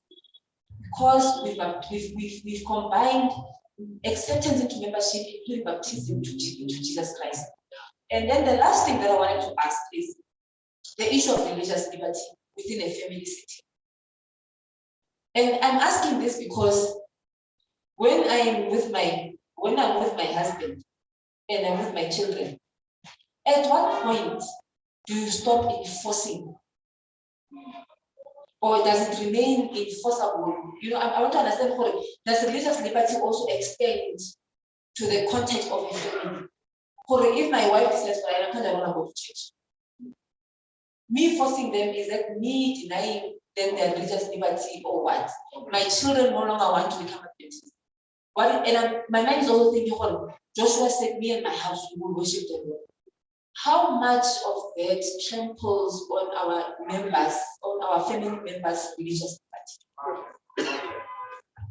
We are going to answer this. I'm waiting. You want to speak again? No, Oh, no, wait. I want to speak now. We must answer all your questions now. You ask more questions. You've commented. You must wait now. Yeah. Okay. To add on what you then you find has the church now to these other doctrines that are not biblical of rebaptism, which is considered for the second time. We are working with these people of such reasons. Not for Christ, but also for power and consequence. I don't know if you understand what I'm trying to say. All right. Now, I think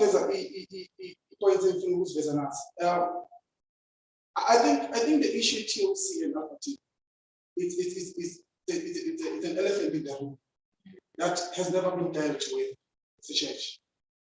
To a point to which, even if you look at the participation, you know, unfortunately, because of the at least I have a bit of an error because then the issue TOC.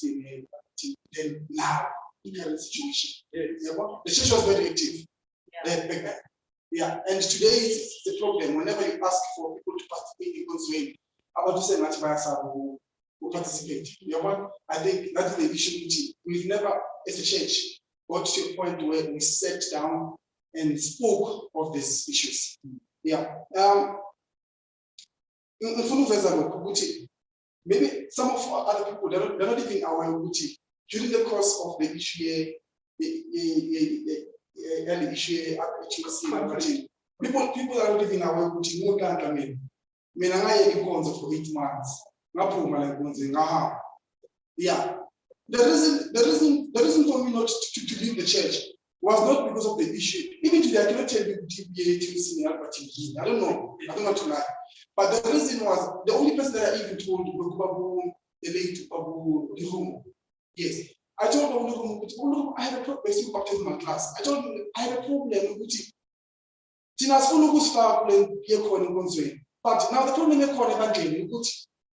it seems like there's this tradition, everyone who's on the pulpit, make a preach, saying that you are there's which that alone, isn't that dividing the Sabbath? So what's the point of me moving from home, coming to church, and then coming to listen to somebody in the pulpit? When I'm here to hear about Christ, then somebody else brings politics in the pulpit. Yeah, I understand. So that was the reason why I left the church. I said, I can't be in this situation. Yeah, what? Yes. The other time is, which I did point out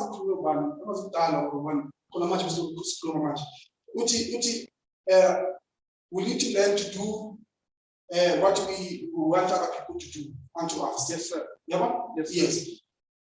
9 Person a group la in terms of spending salt.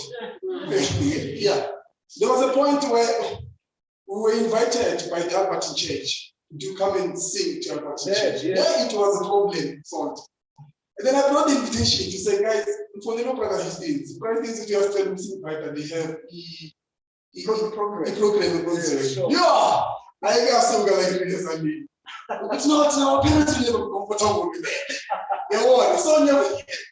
So this thing you see getting a second yeah, so I'm simply saying it really got a serious problem in the violence. So what I'm simply suggesting about such a program, which is was Singapore out such issues. Yeah, but what I'm simply trying to advise is that we can have more sessions to talk about this starting out mobile. I think see how to bring in good things. See the mail is listening to this. And I said, I couldn't answer when I'm see as we yes. No, once you speak and finish first. Yeah, let me speak for the last time.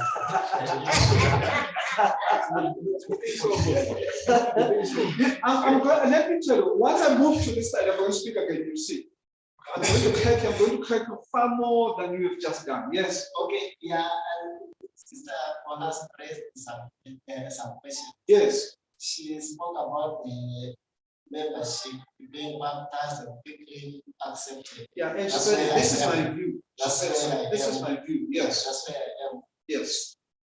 The way I once asked this question at home was it is also said it's same for people. One is an Adventist. I think these figures they are just in conference. Many people they are no longer in the church. Because if it is true, these other churches were not going to close. These are the figures only in conference. Why? Because we rush people into baptism. Then they are not properly educated. They come to know about Ellen White after baptism. They will come to know about the time. That actually there's a money which you need to return to God after baptism. So it becomes a problem. Some they disagree that no, about it's also a man. Yeah. If you need to do your own research, just find the people who are in the church. Yes. How many people who have gone through baptism? How many people who have gone through baptism and how many of them left the church? How many people who were just baptized as an effort or a 2 weeks effort?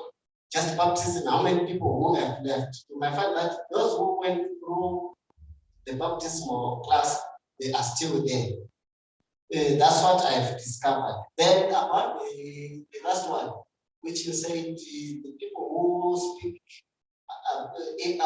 there's who speak, who confess to the word that they left the church, then they will be used. I think there's a book which I read from Ellen White, which says, if you decided to come and you sin publicly, Ellen White says, please don't ask me the book, I just want to quote what she said.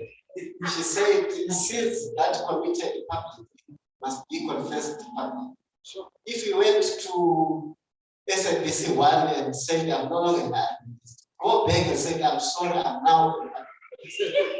Because that's the channel which you took. That's what the book said. Because you cannot say on the pulpit, I'm suffering because of the head,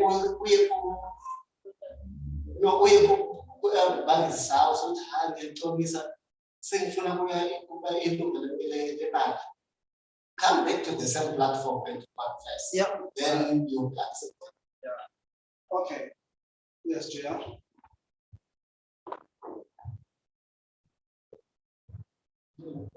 Thank you.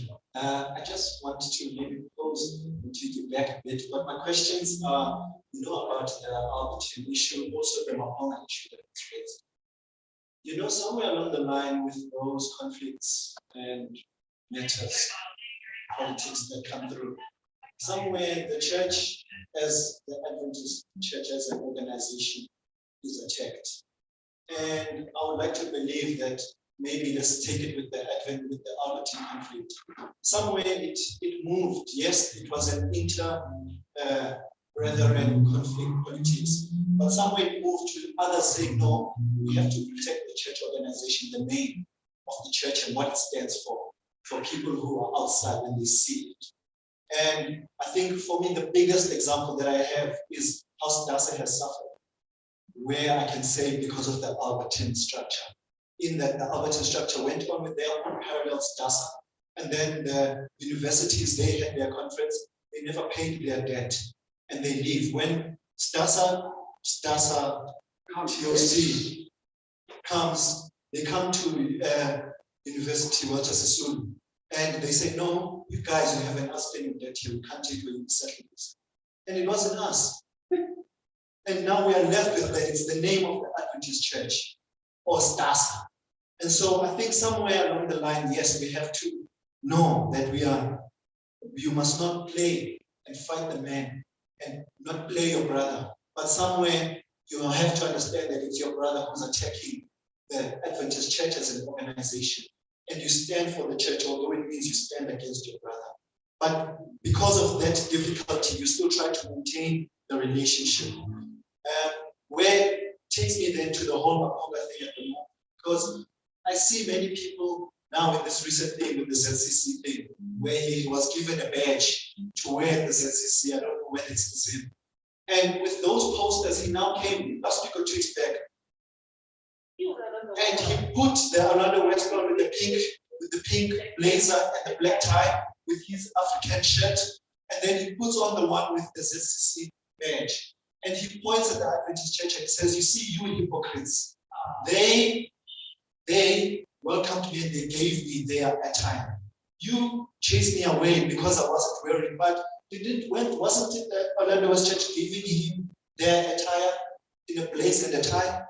Were they not giving it to him? Yes, I did. You see, so somewhere now the church is being attacked.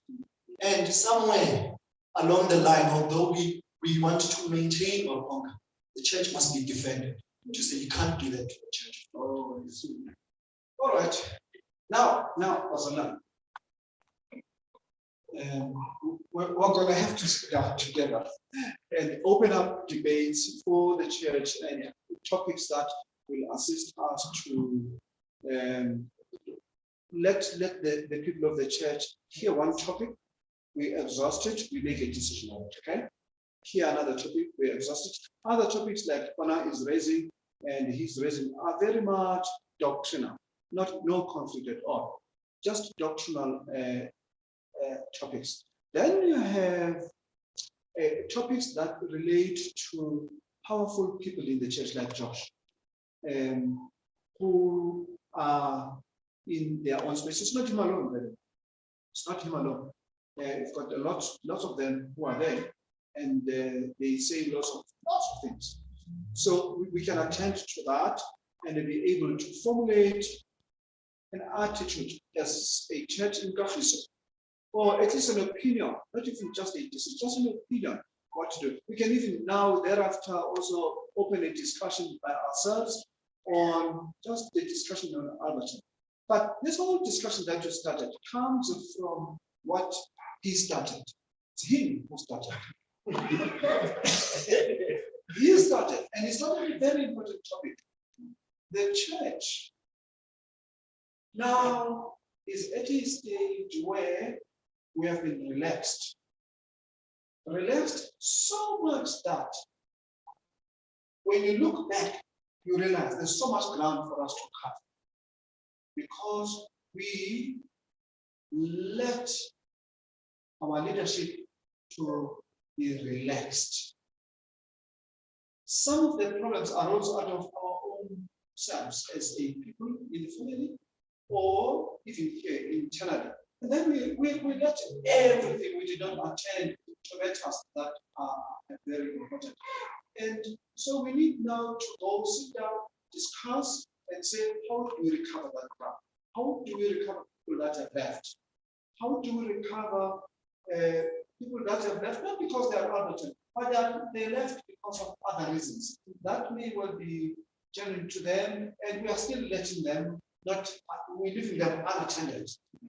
And then be able to say which area and strategize. And that's the job of public affairs, religious liberty, to bring everything to the fore, to the top, and then the departments to which all these particular jobs have to be done, and then be assigned to the various departments. You understand it? That's how it works. Okay. Elder, you wanted to speak? There were some issues About family, public affairs and family. That you want to answer that? No, I was just wanting to say. I'm deliberately not answering for now because I want us to now put these things down, all of them, as a list of matters to be attended to, and we can really work on them. Covered me. Yeah, I really want us to work on them. Elder, let's not neglect them. Send me a message as well, and let's send each other a message. I would like us to look at all those things, either in strategizing, because most of these things are a matter of strategizing evangelism, but strategizing in what I refer to as church enrichment. Church enrichment internally, but church enrichment externally. Reaching out and reaching in the church, and how much time to spend to do that. Let me finish it here. This is a very important thing I have decided to bold.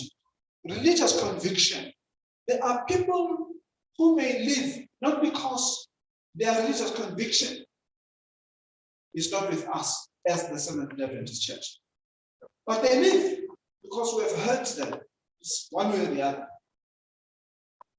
and they are unable to go to any other church. In fact, when they go to another church, they find that another church is not helpful to their religious convictions. You understand? That's very important. Number 5. Here is another one. This is a very important point. Number 5, the statement in our church is raising. A person under censure of another religious organization for clearly established fault in Christian morals or character shall not be considered eligible for membership in the Adventist Church until there's evidence of repentance and reformation. Straightforward, eh? So, our church does not promote promiscuity. If it is not promoted elsewhere, and that person leaves, it comes here, we cannot promote it here as well. So, we will not accept that person. You get the point there? If he stole and it continues, sometimes there are continuing sins. I like it in law. In law, we like to say, this is a continuing transgression of my heart. Where you say, if you have my ball pen in your hands, as long as it is in your hands, it is a continuous transgression of my right to possess and own this ball pen. As long as it's in your hands. So, I'm going to give an example of it now. If never was married,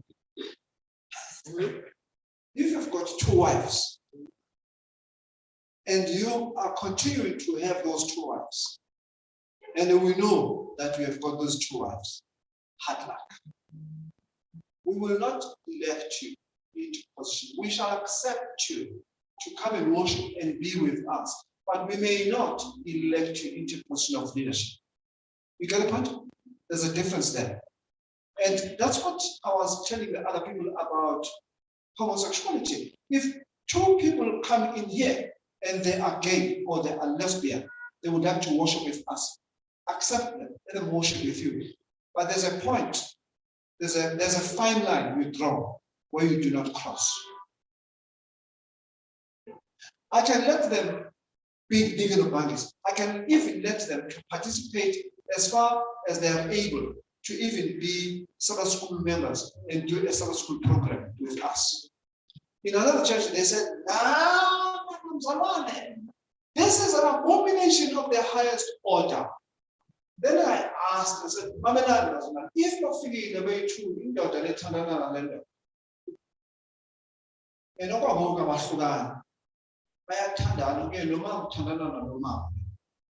I mean, this is foreign to me, but I'm saying it because I'm already used to this thing. Now you're used to it, all of us. We see them. And they walk in here, they want to worship with us. do you kick dust? And you say, no, you can't. So I then extended the question. Then I said, okay, if you will worship with them, it's fine. What if they want to become baptized?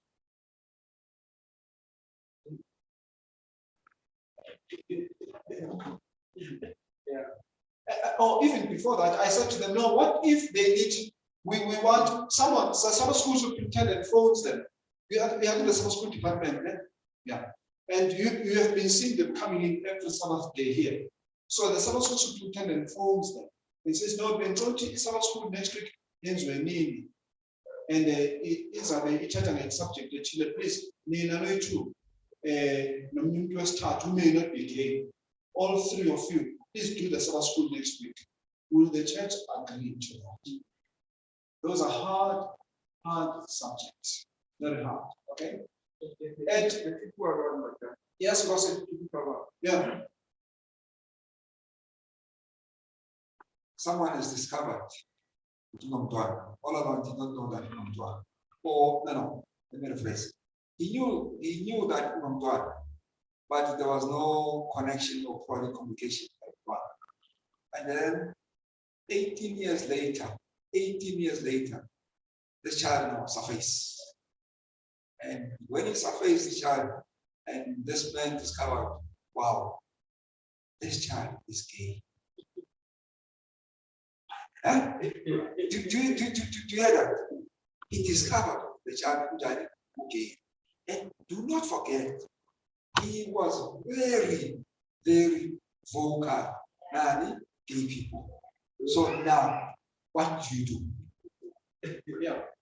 So that is that. We do not promote wrong things we've done elsewhere here. If you've done it wrong there, it's even worse here. It's even worse here. This is the point we're making as a church. In the origin and rise of the SDA, the burden was laid upon us to emphasize the gospel of Christ's second coming as an imminent event, calling for the proclamation of biblical truths in the setting of the special message of preparation as described in Revelation 14. The Adventist Church is unable to confine its mission to restricted geographical areas because of its understanding of the Gospel Commission's mandate. In the providence of God and the historical development of His work for good, denominational bodies and religious movements have arisen from time to time to give special emphasis to different phases of gospel truths. And this statement is true up to this day. We always have organizations that we bring up in our church, and we refer to that as a ministry. You understand? We bring that organization. Even this department now has become stronger, in my view, now because it's beginning to gain momentum. We're realizing now how the degradation of human rights has become like the world over. On women, on children, that's true. It's rampant. It's rampant. If you think about rape in South Africa, you must know there's trouble in this country. If you think about molestation of children in this country, you must know the world has changed. And we therefore develop ministries that tend to bring lessons to children, to women, to the youth at large, and we develop all these organizations to emphasize, there you go, different phases of the gospel truth. That's what we do. This message commissions the preaching of the everlasting gospel to every nation, kindred, and tongue and people, bringing it to the attention of all peoples everywhere. Any restriction which limits witness to specified geographical areas therefore becomes an abridgment of the gospel commission. The church, the Seventh-day Adventist Church also acknowledges the rights of other religious persuasions to operate without geographical persuasions. Yeah, that's the end of that particular study. And I'm going to stop here, and we can close now and go home. I would have loved to go here. We will go here some other time. And there is only one statement that I think I'll be happy to show you here. And that statement was, these are the slides I have not given to you for public affairs and religious liberty in 2022. But Bazalan, there is this one. There is this one. I can't go without letting you this one. The banner of truth and religious liberty, held aloft by the founders of the gospel church and by God's witnesses during the centuries that have passed since then, hasn't the last conflict been committed to our hands? Do you hear this? It's in our hands. That banner for the truth. The responsibility for this great gift rests with those whom God has blessed with the knowledge of his word. We are to receive this word as a supreme authority. We are to recognize human government as an ordinance of divine appointment and teach obedience. There you go. We need to teach obedience, to it a sacred truth within its legitimate sphere. That's important, legitimate sphere. Yeah? Very important words. And Ellen White is good with this. But when its claims come to the claims of God, we must obey God rather than men. God's word must be recognized as above all human legislation. I love it. And thus saying the Lord is not to be set aside for thus said the church. They go on. Thus said the Lord must be held high above thus said the church. Or thus said the state. You see that? The crown of Christ is to be lifted above the diadems of earthly potentates. That's one statement I thought we would want to have. Here's another one. Our relations with other Christians. When it comes to other denominations, there's a special bond of kinship that Adventists acknowledge. And Ellen White says, in other churches, there are Christians who are standing in defense of the principles of temperance. We should seek to come near to these workers and make a way for them to stand shoulder to shoulder with us. We should call upon great and good men to second our efforts to save that which is lost. Temperance. You know temperance, Barcelona? Let's count issues of temperance. 1, nutrition. In this church, we teach what to eat, what not to eat. We teach what to drink and what not to drink. And we even explain why we believe that. Is that clear? We believe it, we know it. But if we have not explained it, as you put it, don't use the rule of thumb on people.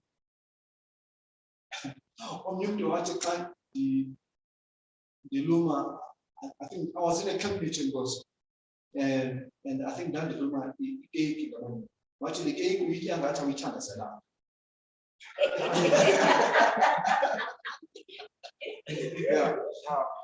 Yeah. So when you're about to eat as well, man, you know, show cases in the cake. Yeah, that's one statement. Here's another statement. Pray for and with ministers of other denominations. That's a lot. Ellen White, Our ministers should seek to come near to the ministers of other denominations. Pray for and with these men for whom Christ is interceding. A solemn responsibility is theirs. As Christ's messengers, we should manifest a deep, earnest interest in the shepherds of the flock. And here's another one. I think this is the last one. We should not, upon entering a place, build up unnecessary barriers. Who spoke about the word barrier here? I think it was in the school in the morning. Between us and other denominations, especially the Catholics, there you go. That's what there's a pastor, he has a sermon where he starts. He says, you know, this sermon that I'm about to talk to you about on Christ our righteousness reminds me that when an Adventist is told to go to the book of Revelation, the only thing that an Adventist is thinking is to roast the Catholics. No, don't roast the Catholics. Catholics are people as well, so that they think we are avowed enemies. Are we enemies? No, we are not. We should not create a prejudice in their minds unnecessarily by making a raid upon them. That word is operative here. Don't raid on them. There are many among the Catholics who live up to the light they have so far, better than many who claim to live the present truth well in this church. And God will just as surely test and prove them as He has tested and He has proved us.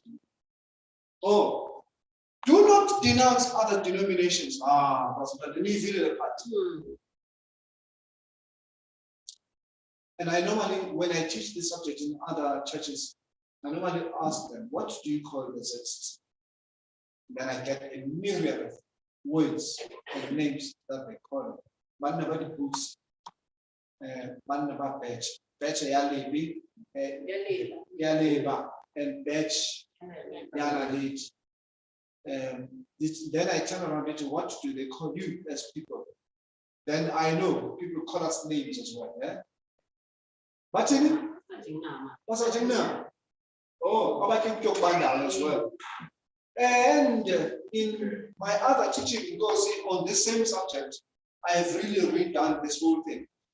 You would actually judge people according to, you need to judge people fairly. Don't judge them about just one thing that you've picked up out of them. That's what this writer is saying. I'll make it big next time so that it is 2 slides. It may seem necessary on some occasions to speak these things, but in general, it only creates prejudice against our work and closes the ears of many who might otherwise have listened to the truth. If these teachers were connected closely with Christ, they would have divine wisdom to know how to approach the people. And that's the reason I decided that my sermon today needs to be just a short sermon, because I wanted to make an impact on us with the story that I was saying. And that story will stay indelibly in the mind of somebody.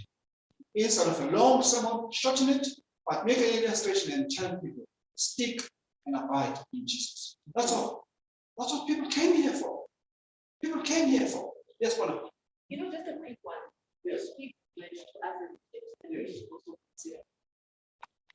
You know this thing of ours at funerals, where we want to, we want to make people that it is not so. Yes.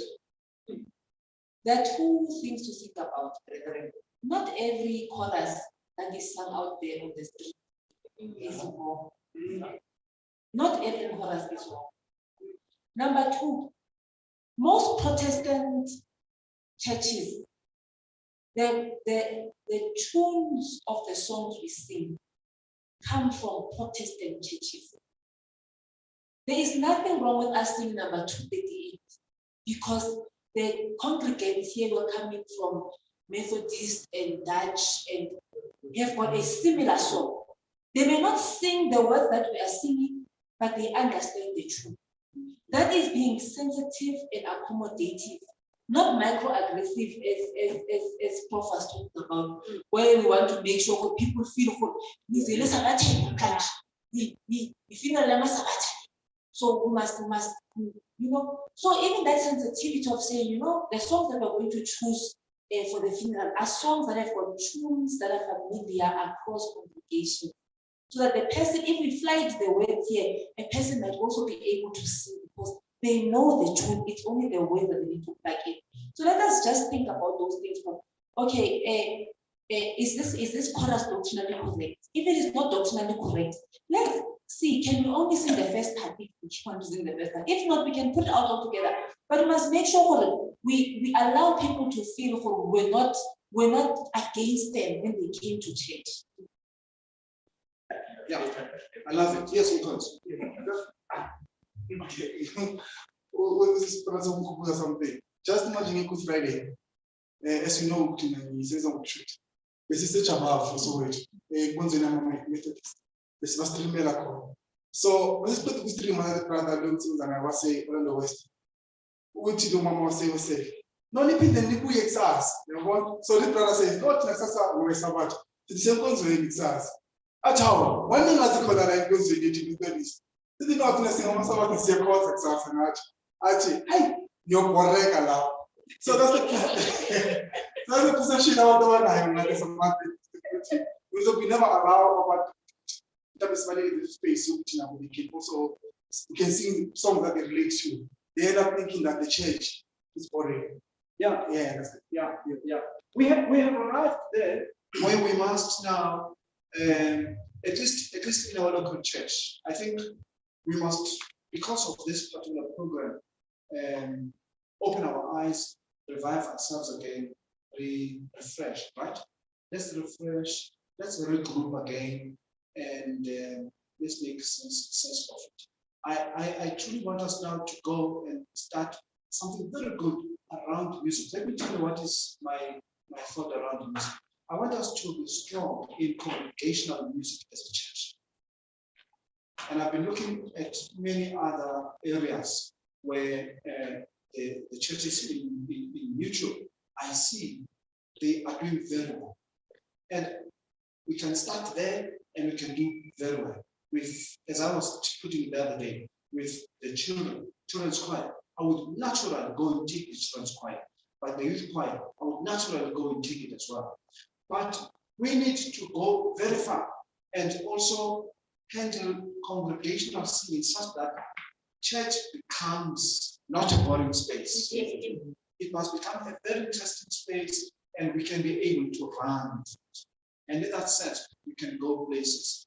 I am back here on this platform on the 25th of June, and I'm going to talk about children, but it will be from family life perspective. I'm going to talk about that because this which you raised is extremely important for us to understand how does the area of us as mothers and fathers relate, shall we say, and children. How do we focus our life in today's life in the church?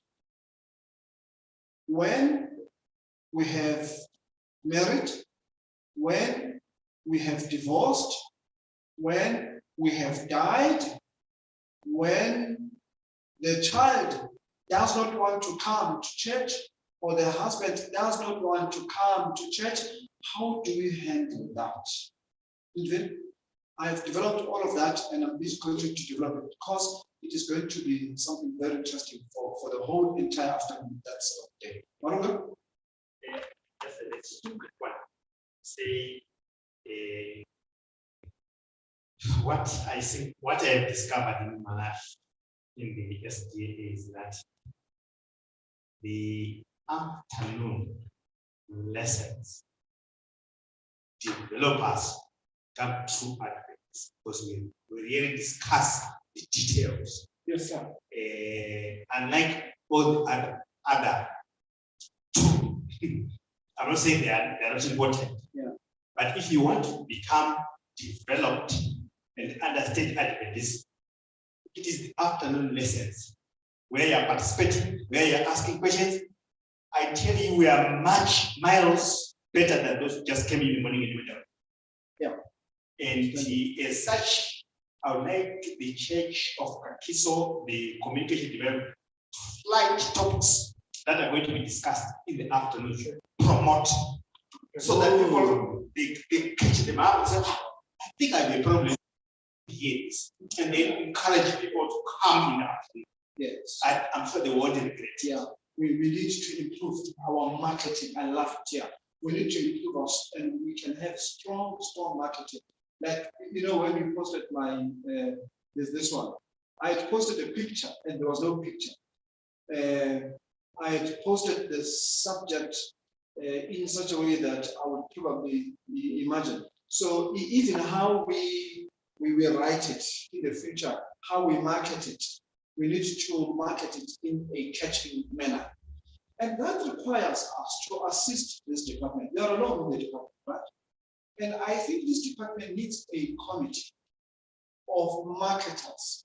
He working with that committee and looking, not next week.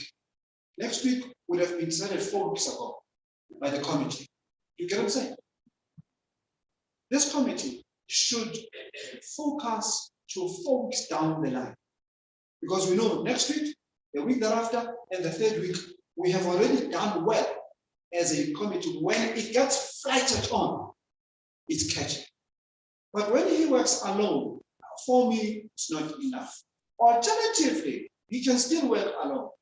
But then in the department, there must be a group that work with me in the Public Affairs and Religious Department as a committee in that department.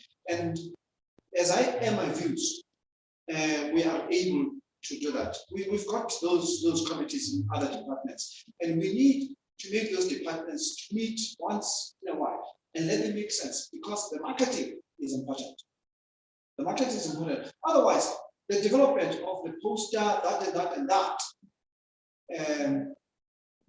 we can discuss it together, the three of us, okay? Hey, how do we make it catch? And you suggest.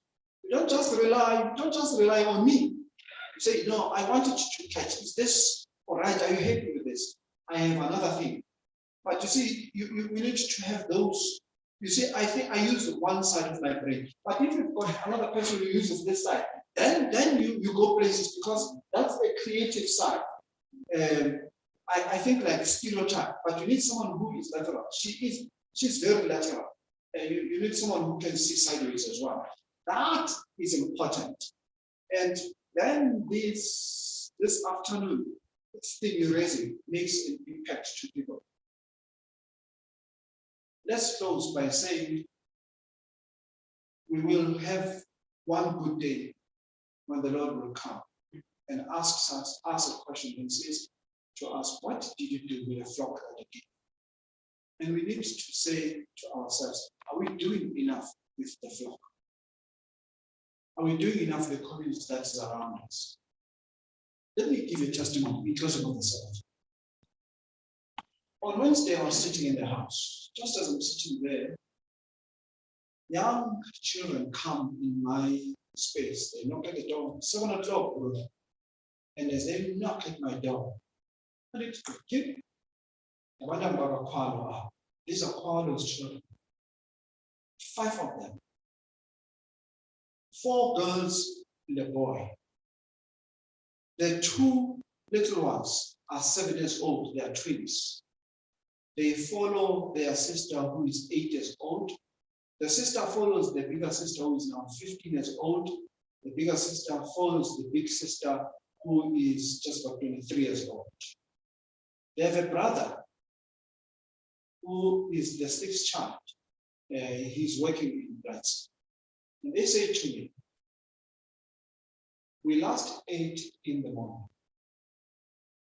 We have encountered an electricity problem when we stay in the shack. And up to now, we have not eaten any meal. And I looked at them and I said, last night? I said, yeah. Now remember, on the 20th of April, it was my birthday. So some cake and some dessert was there. And I said, no, let's go to the kitchen. And I let them eat the food. I mean, the 2 big girls are still there, one's 15 and 23. And I showed them, so you have food, you can do this and that. Please, let's eat. And they cooked. Very quickly, in about, say, 20 minutes, they were done. The food was on the table, and they went around the table and sat there with them. And they were eating. I had already finished to eat. And then after eating, I went and I did tea for them. They wondered. Just put a big pot with 2 breakfasts in that big dish in basin. Fucking ones on his head. And then it was fine. And then I told the sister, say, no, there's dessert. I had bought a red velvet cake. So that red velvet cake had, I think, 2 slices left. And in the fridge, there was something that JR had brought to me with his mom. And so there was something nice. So I put out the cups for them. I poured the tea for them, the Magaladi tea. And as I did so, they were excited. I said, no, come and eat again. Oh, God, I don't call you. I said, yes, it's yours. They marched, and thereafter they came, they said they wanted to watch TV. I gave them 5 minutes, then I said, Father Lamam must stand. And I was grateful to have visitors. God sending the angels to be with you from nowhere and to be there and to stay with you. And they were not there because they wanted to hang on me. They were there for a need on that day. Do you get what I'm saying? Yeah. Let me tell you, personal testimony by my neighbors next door, the first house, the corner house. The lady there, there's a young lady there because she was very sick. She went to hospital in January, and in February, she was told that we've got to go to a theater. They opened up her stomach, they opened up her body, they did what they did there, and then they say to her, listen to us, we cannot operate and close you because we have operated on you before. We will have damage if we were to do this again. Go home like that, and come back once a week. We will dress you, we will check on you. This wound must heal by itself. She left the job in October. In November, I was then beginning to know that they are not eating because she had lost the job. The doctor son here, who she worked for, and she had lost that job. I started to buy grocery, small patches of grocery for them. The comment they were making to me is, because they go to the Zion church there, those people who were green and white, they go there. And as I keep giving them the food, the grocery on a continuous basis, they say to them, when they see another lady passing by, they just want to get money from us, but they not even come to us and play with us. They don't even come just and check and go, but how do we do? I remembered us as a church here. We don't check on our own people as well. Our own, we don't. And we have a responsibility to check on our people. Did you know that amongst us in our church, there are brethren who are in trouble, they have been in trouble for quite some time. And we need to check on them because they need us. That's the responsibility of us as a people. This department is encouraging us to rise above the tide and we make it to the kingdom. It is not going to be keeping the law, like we've said today here, to the sunset like this. It's not going to be that only. This will be counted beautiful. Fine. But if it's a connection with Jesus, then you know Jesus cares for those who are lonely and hungry out there. And that's what it is. God bless you. Let's rise and worship. Master does.